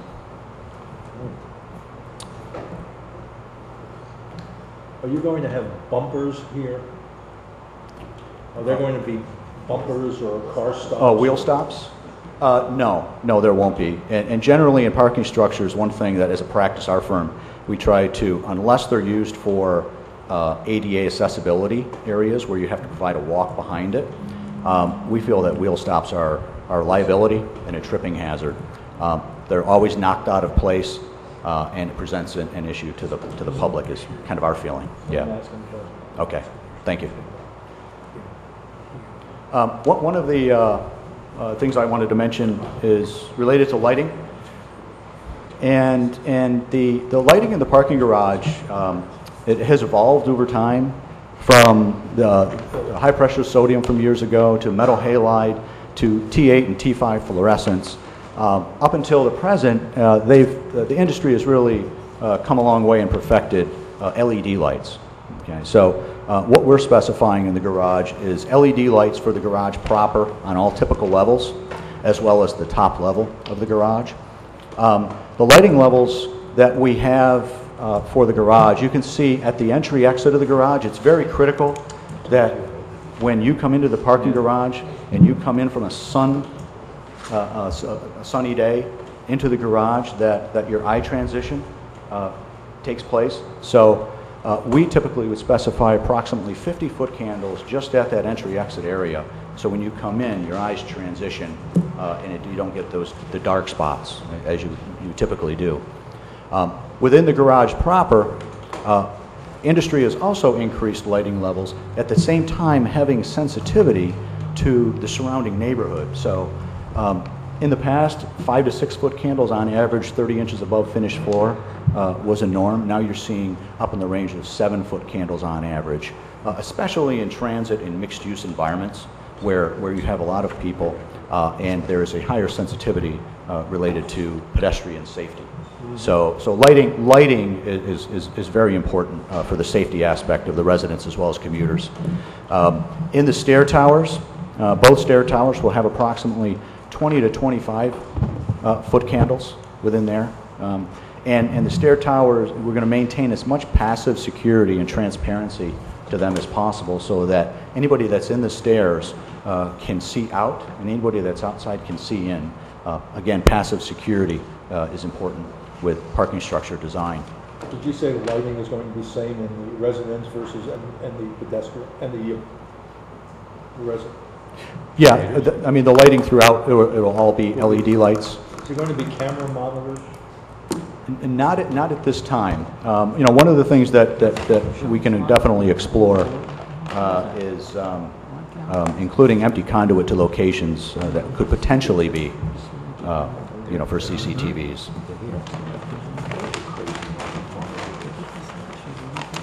The other thing that I wanted to mention in terms of light spillage, I talked about the typical levels. On the typical levels, you know, you try to minimize the light levels on the perimeter. Same thing on the top level. So good practice in parking structure design is to accommodate the lights on the interior column line. Generally, we don't put those around the perimeter and shine those in. We don't want those lights to impact the neighborhood. So you can see that there are double-headed lights here on the interior column line that offer approximately 3-foot candles. Now the top level, generally you can have, because it's open to the environment, generally you have a little bit lower foot candle. What I have up on the screen right now is 2 fixtures. One is a wide light fixture and a quality fixture, one for the top and one for the typical levels. And you can see the pole. Typically what you have is you have a 4-foot parapet wall in the center, and you have a 15-foot high pole, which generally is around 19 feet, dispersing the light outward. The pole will be a hinged pole base so that it has ease of maintenance in the future. The sections that you see up on the screen right now are related to the sections along the track side of the garage. Mario alluded earlier to the maintaining of the openness, especially at grade, and accommodating the slope as it comes back toward the garage. So the window well that he was talking about is if you have, this is the inside of the garage at the grade, you're coming out, you have a portion that is a little bit lower, and then you have the top of wall that accommodates the slope going back. That ranges, but it's generally about elevation 142. The garage, as I mentioned earlier, is an open parking structure, and it's open at grade as well as the typical levels. I do show a typical level section cut as we're start to develop the exterior building sections as it's related to the exterior facade concepts that Brian O'Looney had reviewed with everybody last time. So that's about what I had, and I can answer any questions. Council, I think this will be the last witness we'll have tonight, just so you know. I know. Well, since we only have one more witness who's come here twice, I can pretty much assure you that we're talking about 5 minutes of direct. It's the landscape architect. All right, we'll keep do that. it brief, but. All right, that sounds good. All right, questions from the board? Eli. Yeah, I've got a question. The entrances to the garage, the scenario that plays out in my mind, and perhaps this is not very common, but is that I've certainly been at parking garages where someone gets stuck, something goes wrong, and I don't know if there's a gate there, if that means that every person is going to have some sort of RFID tag to be able to get the gate up, or if they're pushing a button on the gate.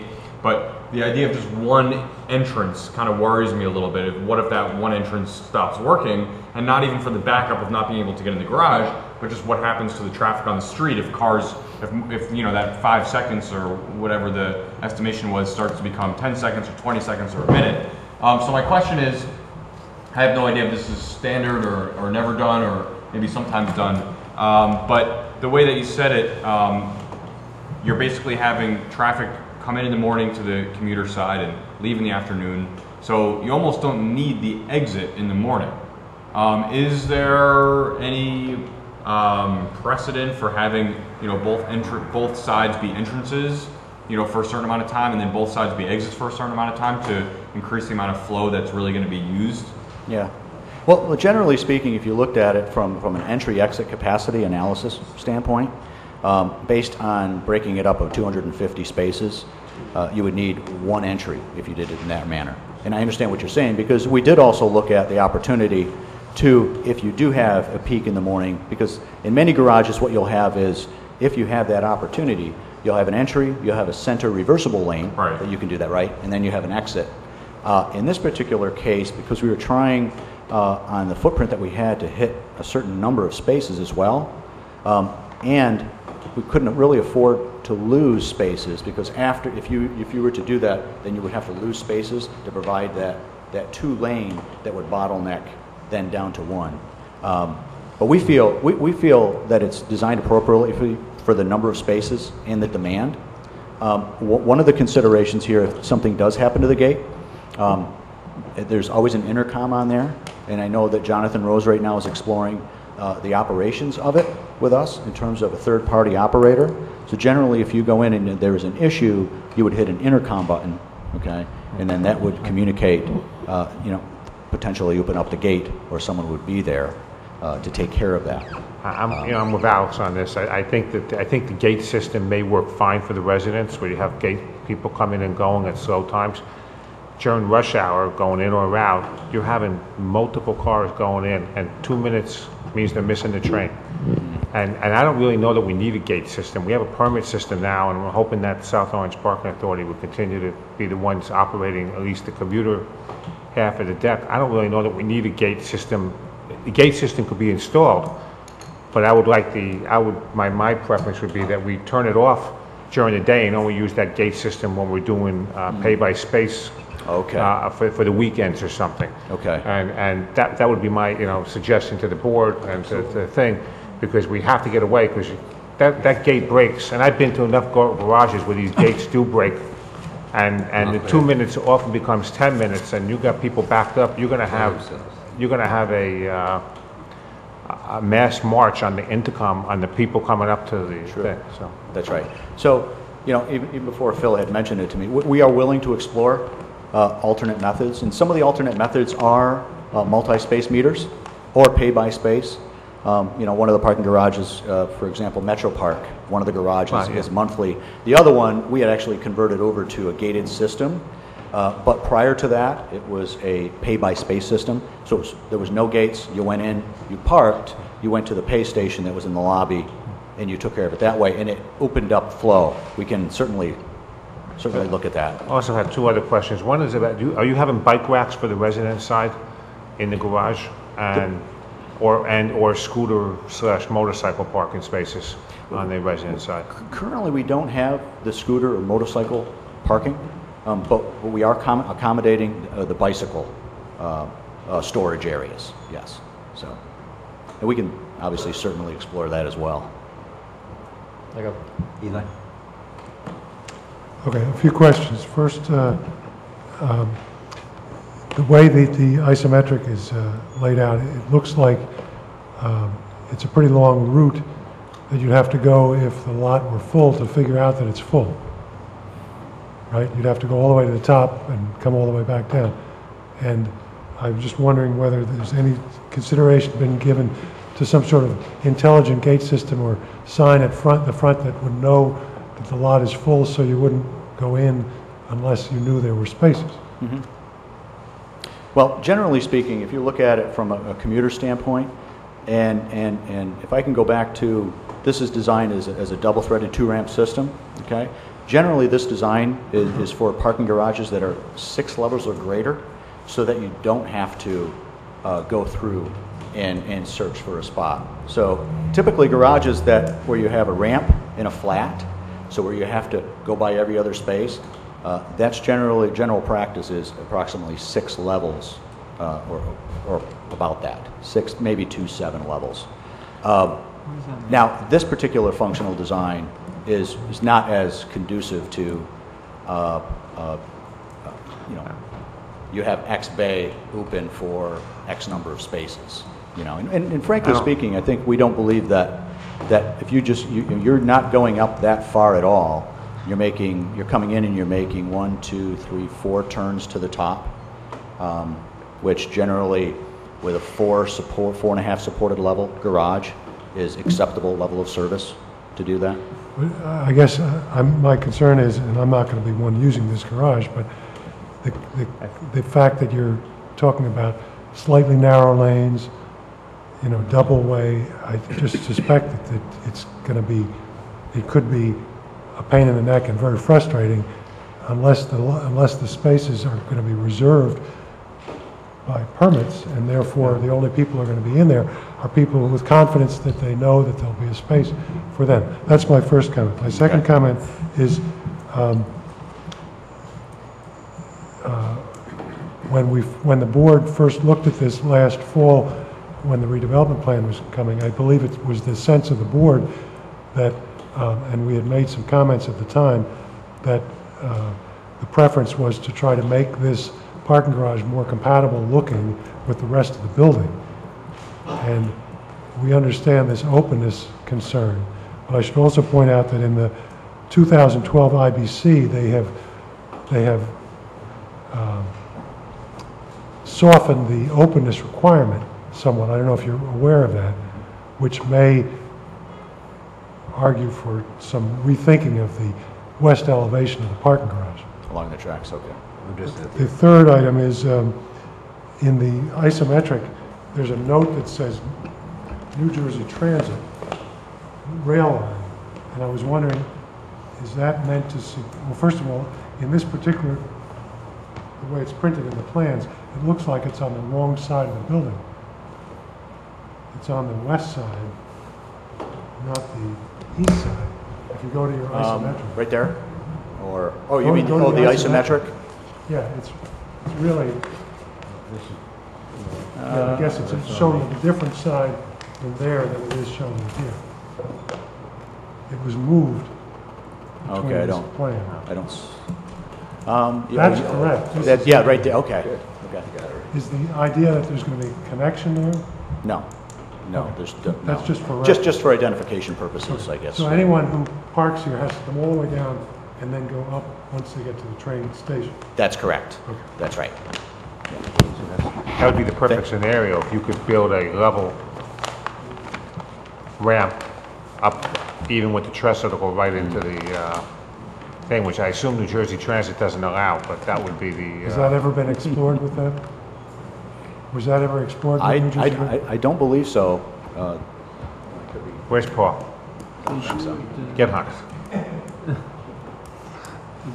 Yeah, if New Jersey Transit builds a platform, Jonathan Rose said they'll build a bridge, so.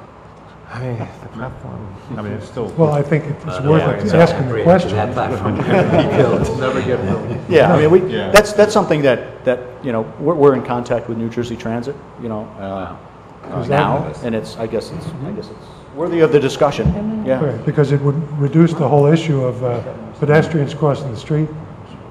At least in the morning, I wouldn't do it in the afternoon. Right. Okay. Okay, and then were there any other sustainability issues or attributes besides the openness, thereby avoiding the ventilation? Well, I mean, the parking structure is contemplated to be a precast. I mean, that's the way it's designed right now, and that adds to the sustainability aspect of you know, the quality done of concrete at the plant. It was mentioned earlier about the provisions in the top level of the garage, both from a structural as well as an electrical standpoint, for provisions for photovoltaic arrays. This is outside the project boundary of the lead, though, right? Yes. Yeah. This is not part of the lead package. Well, it can contribute to the overall package. A parking garage may contribute to the overall development for lead. And what we're doing is we're certainly taking a look at all of the sustainability initiatives that can be employed in here in the parking garage. Lead rules specifically exclude parking garages as being eligible. That's correct, standalone parking garages, right. Those are my questions. Okay. Are there any measures being taken for people coming out? I guess you have an increased number of people crossing the garage entrance to get to the train. As people are coming out, is there going to be any technology, whether it's mirrors, cameras, lighting, to kind of warn drivers on pedestrians maybe coming down Third and Valley rushing to the train? Within the parking garage you're talking? Coming out of the parking garage, out. and then I guess dealing with pedestrians coming from Valley to the train station early in the morning. Well, I'll tell you, I do know that, based on what I had just reviewed in terms of the vehicles coming in and out, that there's going to be a fairly simple yet informational signage package that's done to communicate to the commuters and the public as well as the residents. And as you leave the garage, everybody's going through one portal there. So there's definitely going to be signs as in terms of pedestrian. Watch out. Watch out. That's right. So yeah, absolutely. That's part of the design. I noticed on your plans, and you brought it out, short-term parking. How is that determined, and how many spaces have you out? I didn't count up all the spaces, but was there a reason for providing short-term parking, and for who? Well, based on the functionality of the garage and trying to accommodate the minimum 255 spaces for the commuters and the public, and we have 258 right now, and trying to balance that, we would have to actually build a whole nother level on the top of the garage to accommodate the 29 spaces that are there. Okay, there's 29 spaces in that short-term parking area. And if you didn't have that and you were to try to put it in the commuter functional as you went up to the top, you would have to extend it at the top. And this just became, after thinking about it, spaces that could be done. It depends on how it's enforced, and I guess that goes back to the operations of the garage in terms of the commuters and the public user groups. But I think it would be very conducive to keep that use, because there's a lot of people that would come and use it for a short period of time, and then it would just be turned over for I don't know what you retail. define as a short period of time, but I thought this was really mainly for commuter parking. And if it was for commuter parking, I think you're just taking short-term spaces. Short-term to me is an hour or two. And if they're regular commuter spaces, they're going to be regulated by the village anyway. I would just hold off. I wouldn't call them anything. I would just leave it as commuter parking. Leave it as commuter. Okay. so. Yeah, Okay. And we can. Okay, I that was my understood. point. I got There's you. spaces for visitors for the residents. Is that with this short-term parking? Well, not necessarily, Oh, okay. but I think I understand what you're saying, and Yeah. in terms of those number of spaces, those 29 are in that 258 that we Yeah, have. that's what I'm saying. They may be needed for Exactly. commuters. They can park in the bank for an hour. Until they start telling. Our board, any more questions? And that Until they could start potentially serve the retail and the development as well. So. But thank you. Any other questions, board? Eric? Just a couple, Todd. To come back, and I'm glad you have this up here, my biggest concern in looking at the numbers that Dewberry had in their traffic study, in the PM, you have the exiting traffic from the commuter lot, correct? Right. They're trying to get out, and there's, based on their numbers, about 60 trips in an hour. And you have the residents coming in, about 71 trips, and that's with taking into account the transit-oriented development, the reduction in flows. Looking at the plan, it appears that if you have more than one car, if you have two cars waiting to leave the garage, the entering traffic can't get over to the residential. How do you deal with that? Oh, if you have two cars looking to exit. You have you have a car sitting here. Oh, okay. And then another car that came out. And I know you put up a sign that says, "Don't block incoming traffic," or whatever. I see. People, they've been in New York City all day. They want to go home. They're tired. The train was late. and they say, I don't care, I'm gonna pull right up here, and they block somebody coming in. I see. How do you deal with that? That's my biggest Okay. concern. The morning, I think it's good. You do have a separation if the gate comes out or you deal something with the gate. There's no backup. They go in, they go to the right. The residents coming out are over here. There's no overlap. Saturday's not as big a deal because the numbers are just lower and it's more dispersed.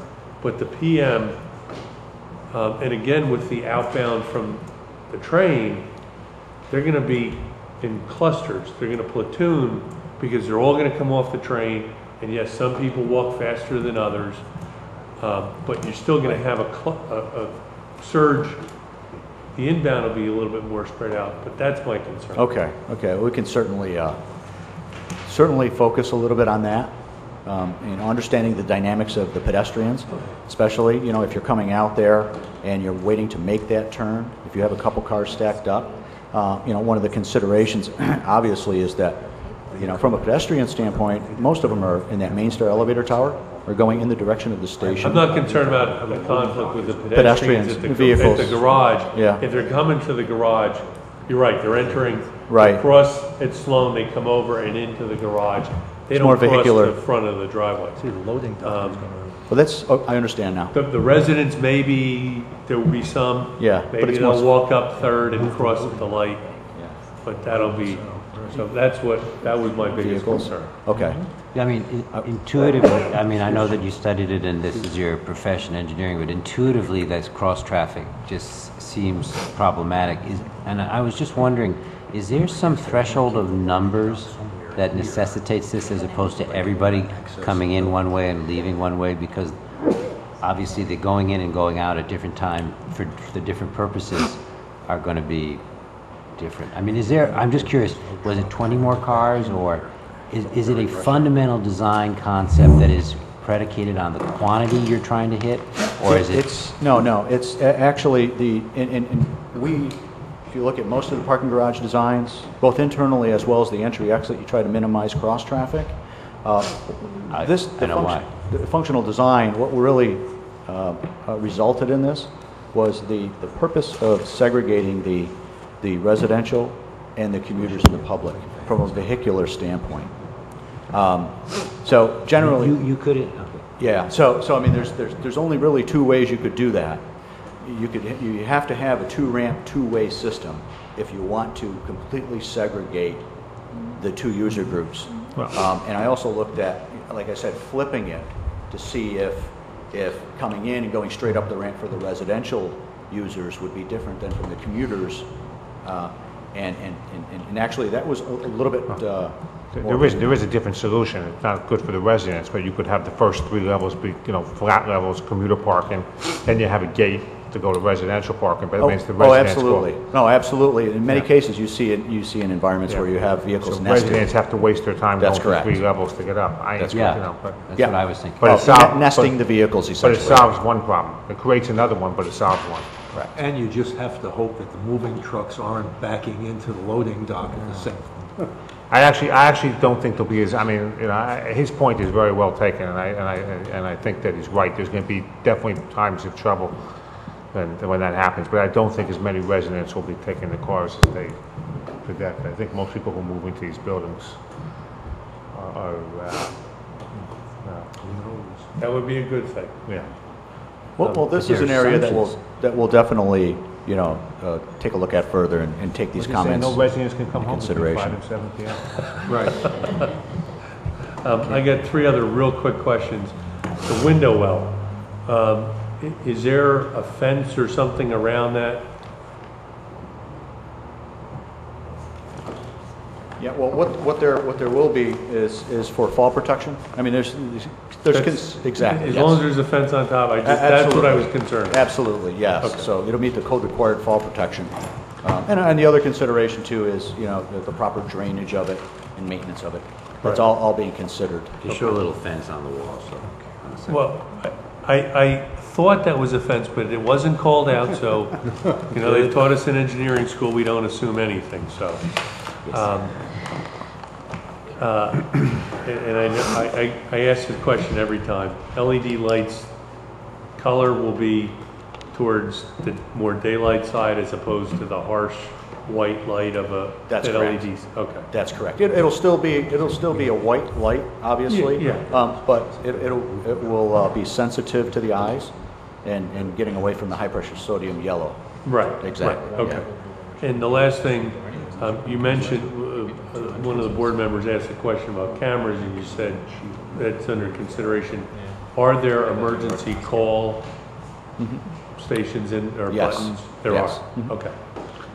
That's all I have, Mr. Thank Chairman. you. Two more questions. Okay, speaking of cameras, just all you really need is camera at the entrance to record cars that are going in and out. That's not, you can need cameras everywhere, but the signs, you raised the question about the signage. Were you gonna go over the signage, or is that signage that you had there? Are you talking, what I related to the signage?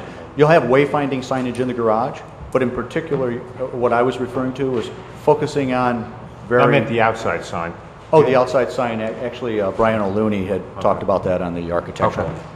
It's more, I don't care about the signs inside. People figure it out after 5 minutes. Board, anything else? Alyssa, you have any questions for this witness? Questions?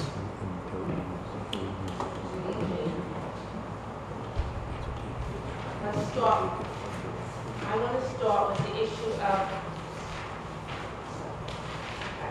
You have to talk to the mic. yeah, well, I will. Okay. Russell. So talking person about spaces, talking about 26 spaces, I'm sorry about that, 26 spaces for the cafe and retail space that it proposed, right? well, there's actually 29 spaces in that portion that's at grade. Yeah. That's supposed to be considered in the 258 dedicated commuter public spaces. So, Because how big is going to be for the employees of those two people that can get a cafe or a retail space? well, that's accommodated in there. It depends on the number of square foot in the use, in terms of what's included. The retail criteria accommodate employees. That's how they do it. Thank you. Okay, thank you. All right, thank you very much. Thank you.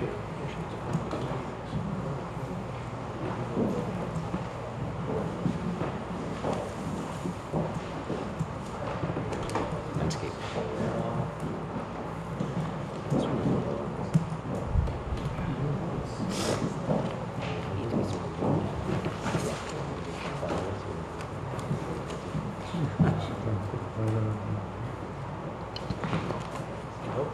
Please raise your right hand. Do you swear or affirm the testimony you'll give here this evening is the whole truth? Yes, I do. Can you give Were board? I'm sorry. You didn't seem to be paying attention when we went through No, the I was. oath. I beg your pardon. Right. I would appreciate it if you would pay attention when you were swearing to the oath. Certainly. Do you swear or affirm the testimony you give here this evening is the whole truth? I do, absolutely, yes. Please state your name and address for the record. My name is Lee Weintraub. I can't hear you, sir. My name is Lee Weintraub. I'm a landscape architect. I live and work at 59 Edgecliff Terrace, Yonkers, New York, 10705. I'm having a hard time hearing you, sir. Yeah. That happens, I'm sorry. And could you Still don't advise hear. Yeah, the do you have board information? of any licenses that you hold? We'll Yes, concentrate. I am a licensed registered landscape architect in New Jersey, in New York, in Connecticut, in Rhode Island, and in Maryland. And you've previously provided testimony as a landscape architect in connection with other developments such as this? Yes, I both provided testimony and I've sat on boards and commissions and listened to testimony. We would ask the board to accept Mr. Weintraub as as an expert in the field of landscape architecture. We do. All right. Lee, could you just briefly advise the board, very briefly at this hour, of what your responsibilities were in connection with the application, and then describe what's being proposed in terms of landscaping? Certainly. I've been asked to provide landscape architecture services to Jonathan Rose Companies in connection with the streetscape, the plaza spaces, and the piazza space, and the off-street spaces on 3rd and Valley, as well as the courtyard space internal to the project. And can you, using the exhibits that are part of the slide presentation, just describe what has been proposed for each of those areas and how they coordinate with the overall design and philosophy of the project? Yes. What I'd like to try to do very quickly, if I can, and hopefully I'm heard, okay? I'd like to walk you through the spaces sequentially from the outside to the inside, beginning on the perimeter sidewalks and then moving inside. The perimeter sidewalks are a combination of a strip along the curb, what we call an amenity strip, and that is primarily a cobblestone strip that is 4 feet wide and is set with deciduous street trees that are placed at approximately a 30-foot cadence. Two trees for every street light. So the cadence along the street for a pedestrian is as I said, a street light every 60 feet with 2 trees in between. The trees are set back sufficiently from the corner at 3rd and Valley to permit views of motorists across those corners. And the sidewalk is a concrete sidewalk.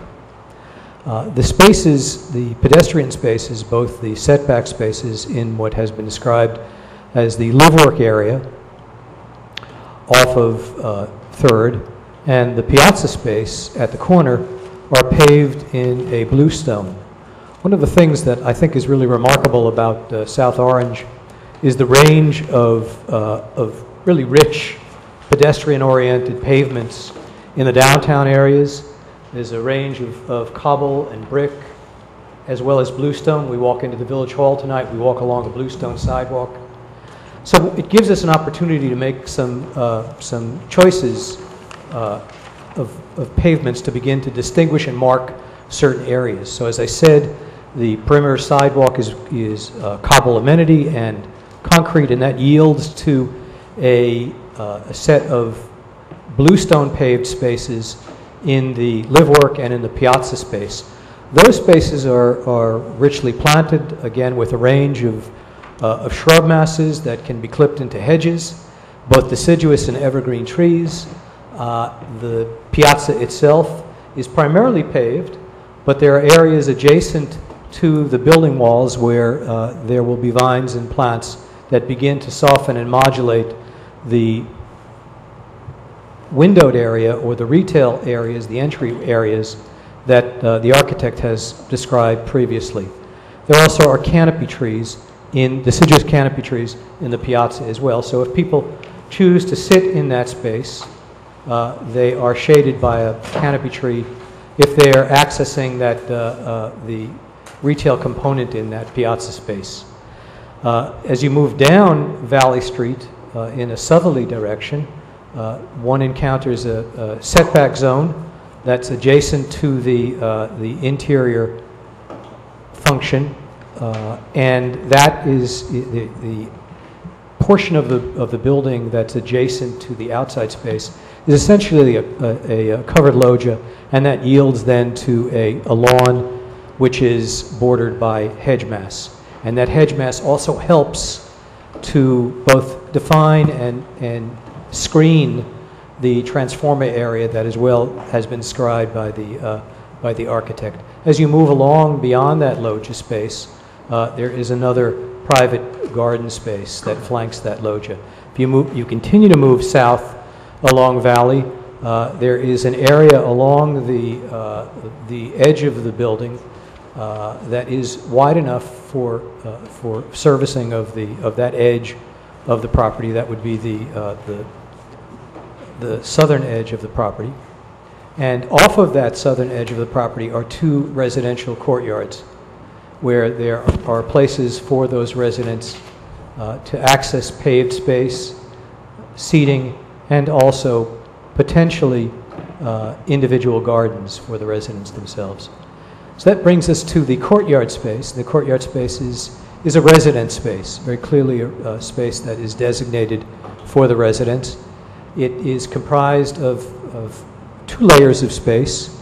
At the building edge, the residents that are on that courtyard level have their own private backyards. Small, but a way for them to move out from their apartments into a yard space that's adjacent to the pool itself. It's fenced and it's code compliant in terms of all the requirements that one has when one puts that kind of use adjacent to a swimming pool.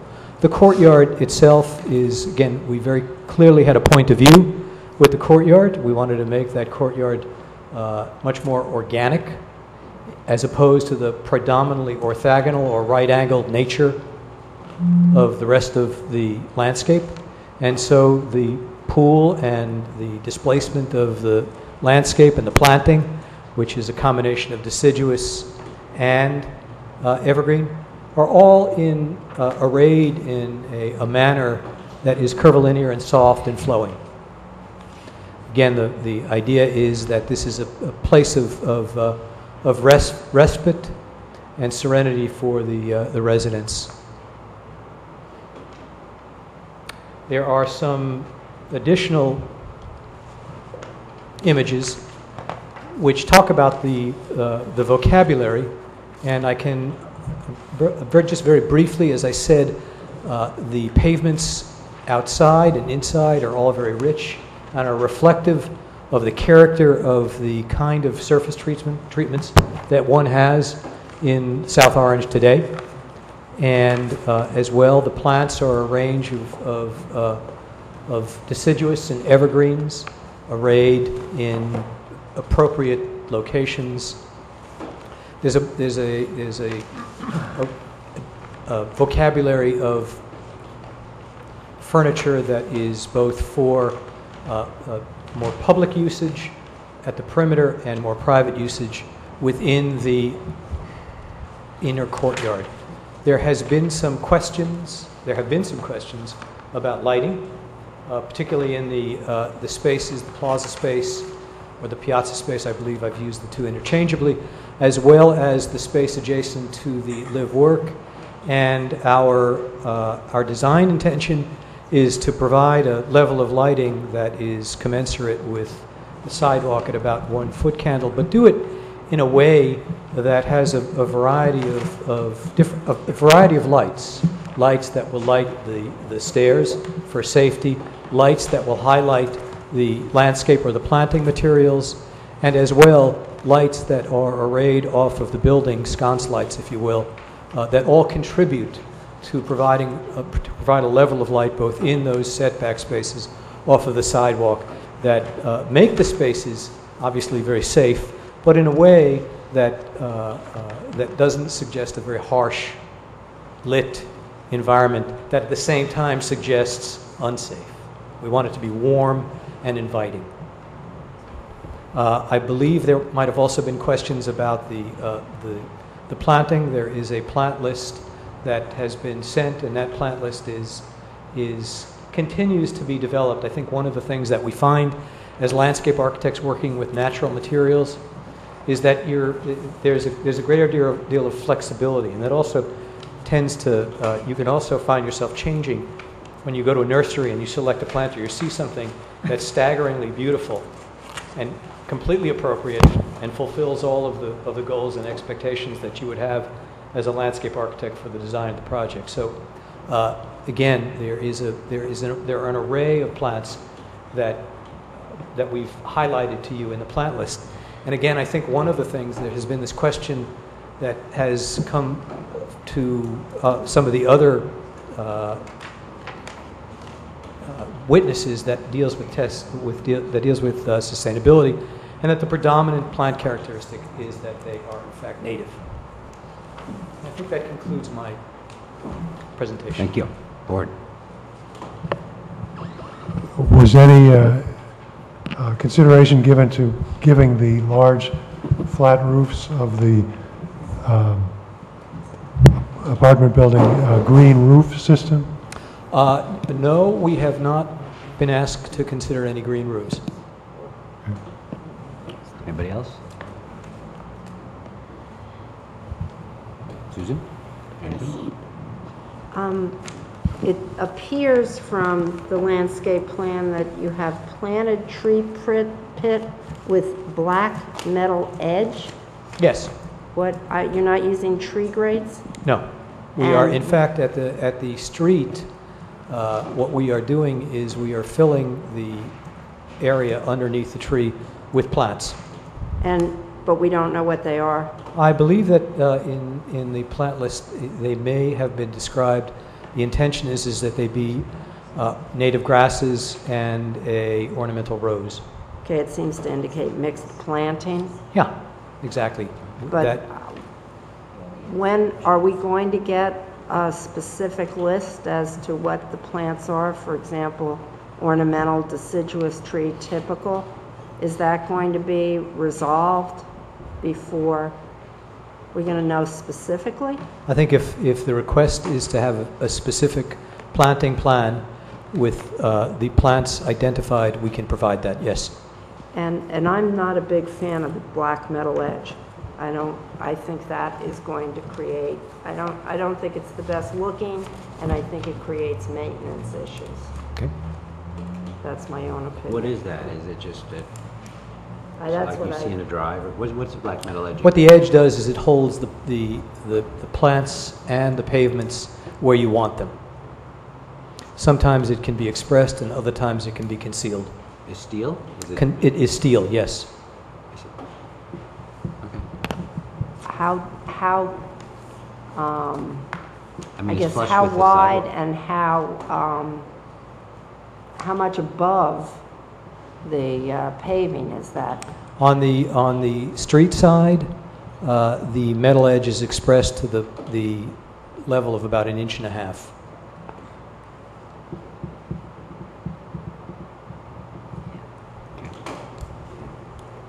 Thank you.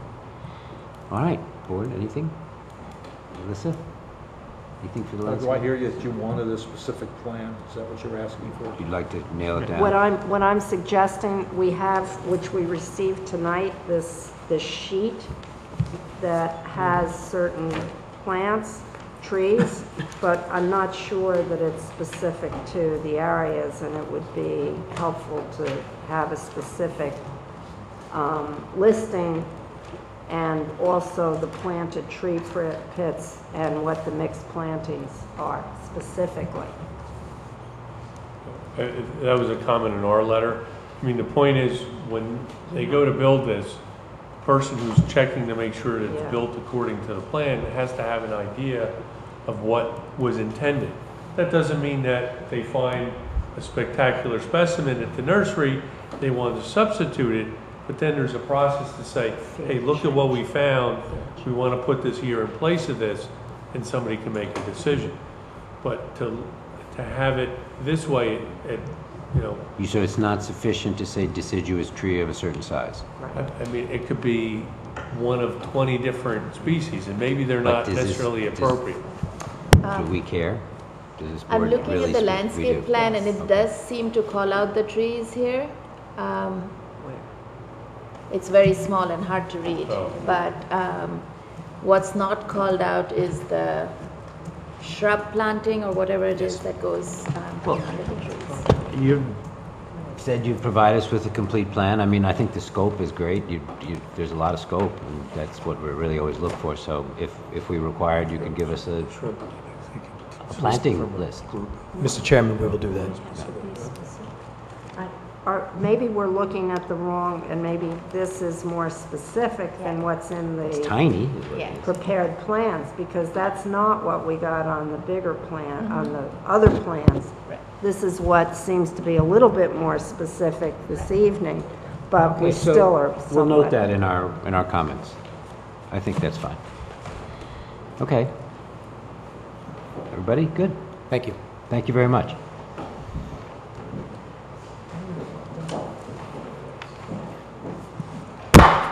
Now, obviously, the only witness we haven't gotten to is our planner.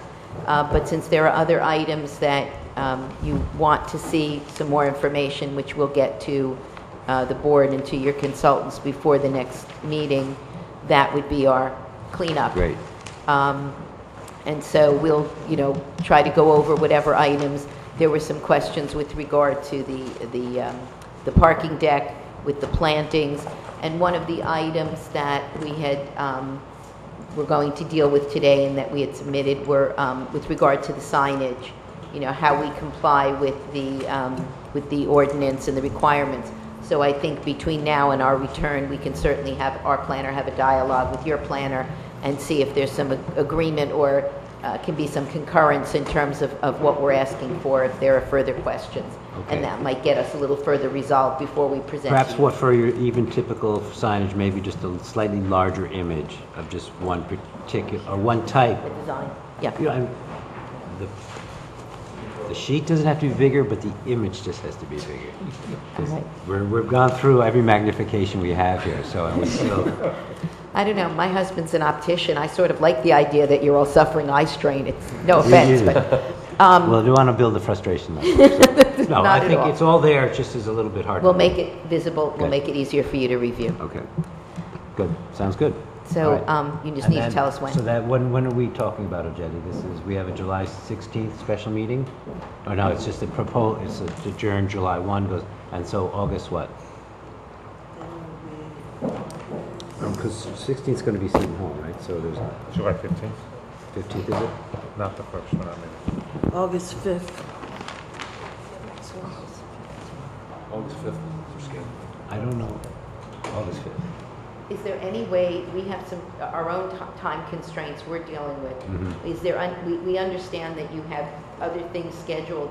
If we think that we can work some of this out and we're down to the last witness, I mean, again, we can't predict if somebody else from the public comes in, I understand that. But is there any way for us to sort of squeeze into another hearing or have a special hearing before When that? is the other, okay, when is our next hearing? It's July?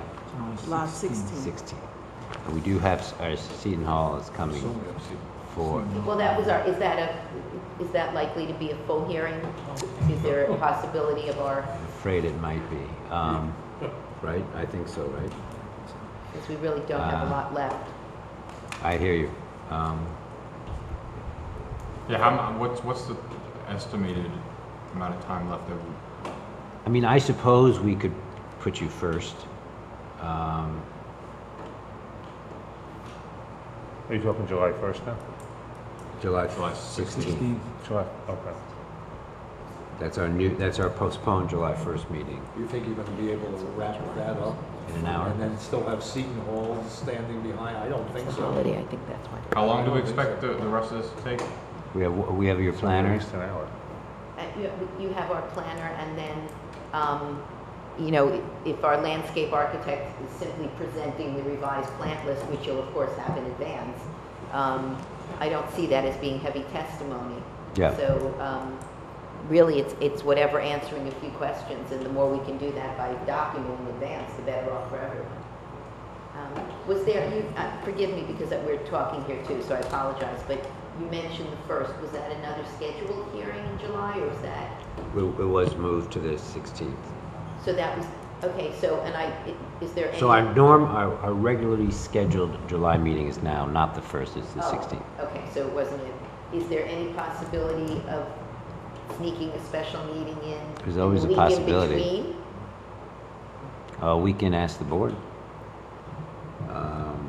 That would be the week of the 8th, I guess? We have to see what the schedule is, Ojedi, for, is there open nights? I will have to check. I don't think so, based off when we were trying to find the Seton Hall. I just remember it being like around 15th and the 16th, but I will have to double check. Just me personally, I'd rather do it all in one night. I'd rather, if we could start a half hour earlier, maybe. I know just for me personally, more nights is just tougher. Can we move it up half an hour? No, without notice. Do we have time for that? I've got time for notice. Yeah, if there is a way to, because I'd rather tie this up. That's what I'm thinking. Yeah. Go to Seton Hall. I'm not sure we're going to do Seton Hall one night even. I don't So know. I don't know if it's on schedule. It's on schedule. It's on schedule. It's not going to be one night, I would doubt it. But I mean, if we were able to Do do we this. have to call someone? Do we have to be considered? Seton Hall is a continuation of the University Center? Yeah. So- I think we can do it. If you can do, we'll certainly, if you can do it, want us to start earlier? Yeah. Come in at 7, we're happy to. Can we do 7? If Go back everybody's- to the 16th at 7. Okay. Can we try to address a lot of the questions, make sure that we have all the documentation beforehand? They have committed Yeah, to the do more that. that we can get ahead of time. We You do have, that. we You've been have. very good. We view it as, if it's something we're asking you to approve, we're statutorily obligated to get it to you at least 10 days before, and we'll No, honor you've been that. doing a good job at that. Okay, so we will hear you first on that night. And Thank you. So it's July 16, 7 o'clock, no further notice unless you want us to. We'll accommodate your, No, we'll just notice. Jetty will notice it. Jetty will notice. And on the record, it's July 16th at 7? Yes. All right. same place. Sal going to be here that evening, or are they going to? We'll ask Sal if he can come in, or if he has any comments. He can. All right, thank you very much. Thank you. Board, thanks for your patience. We'll see you that night, and we're adjourned. Because Frank has to go to the house.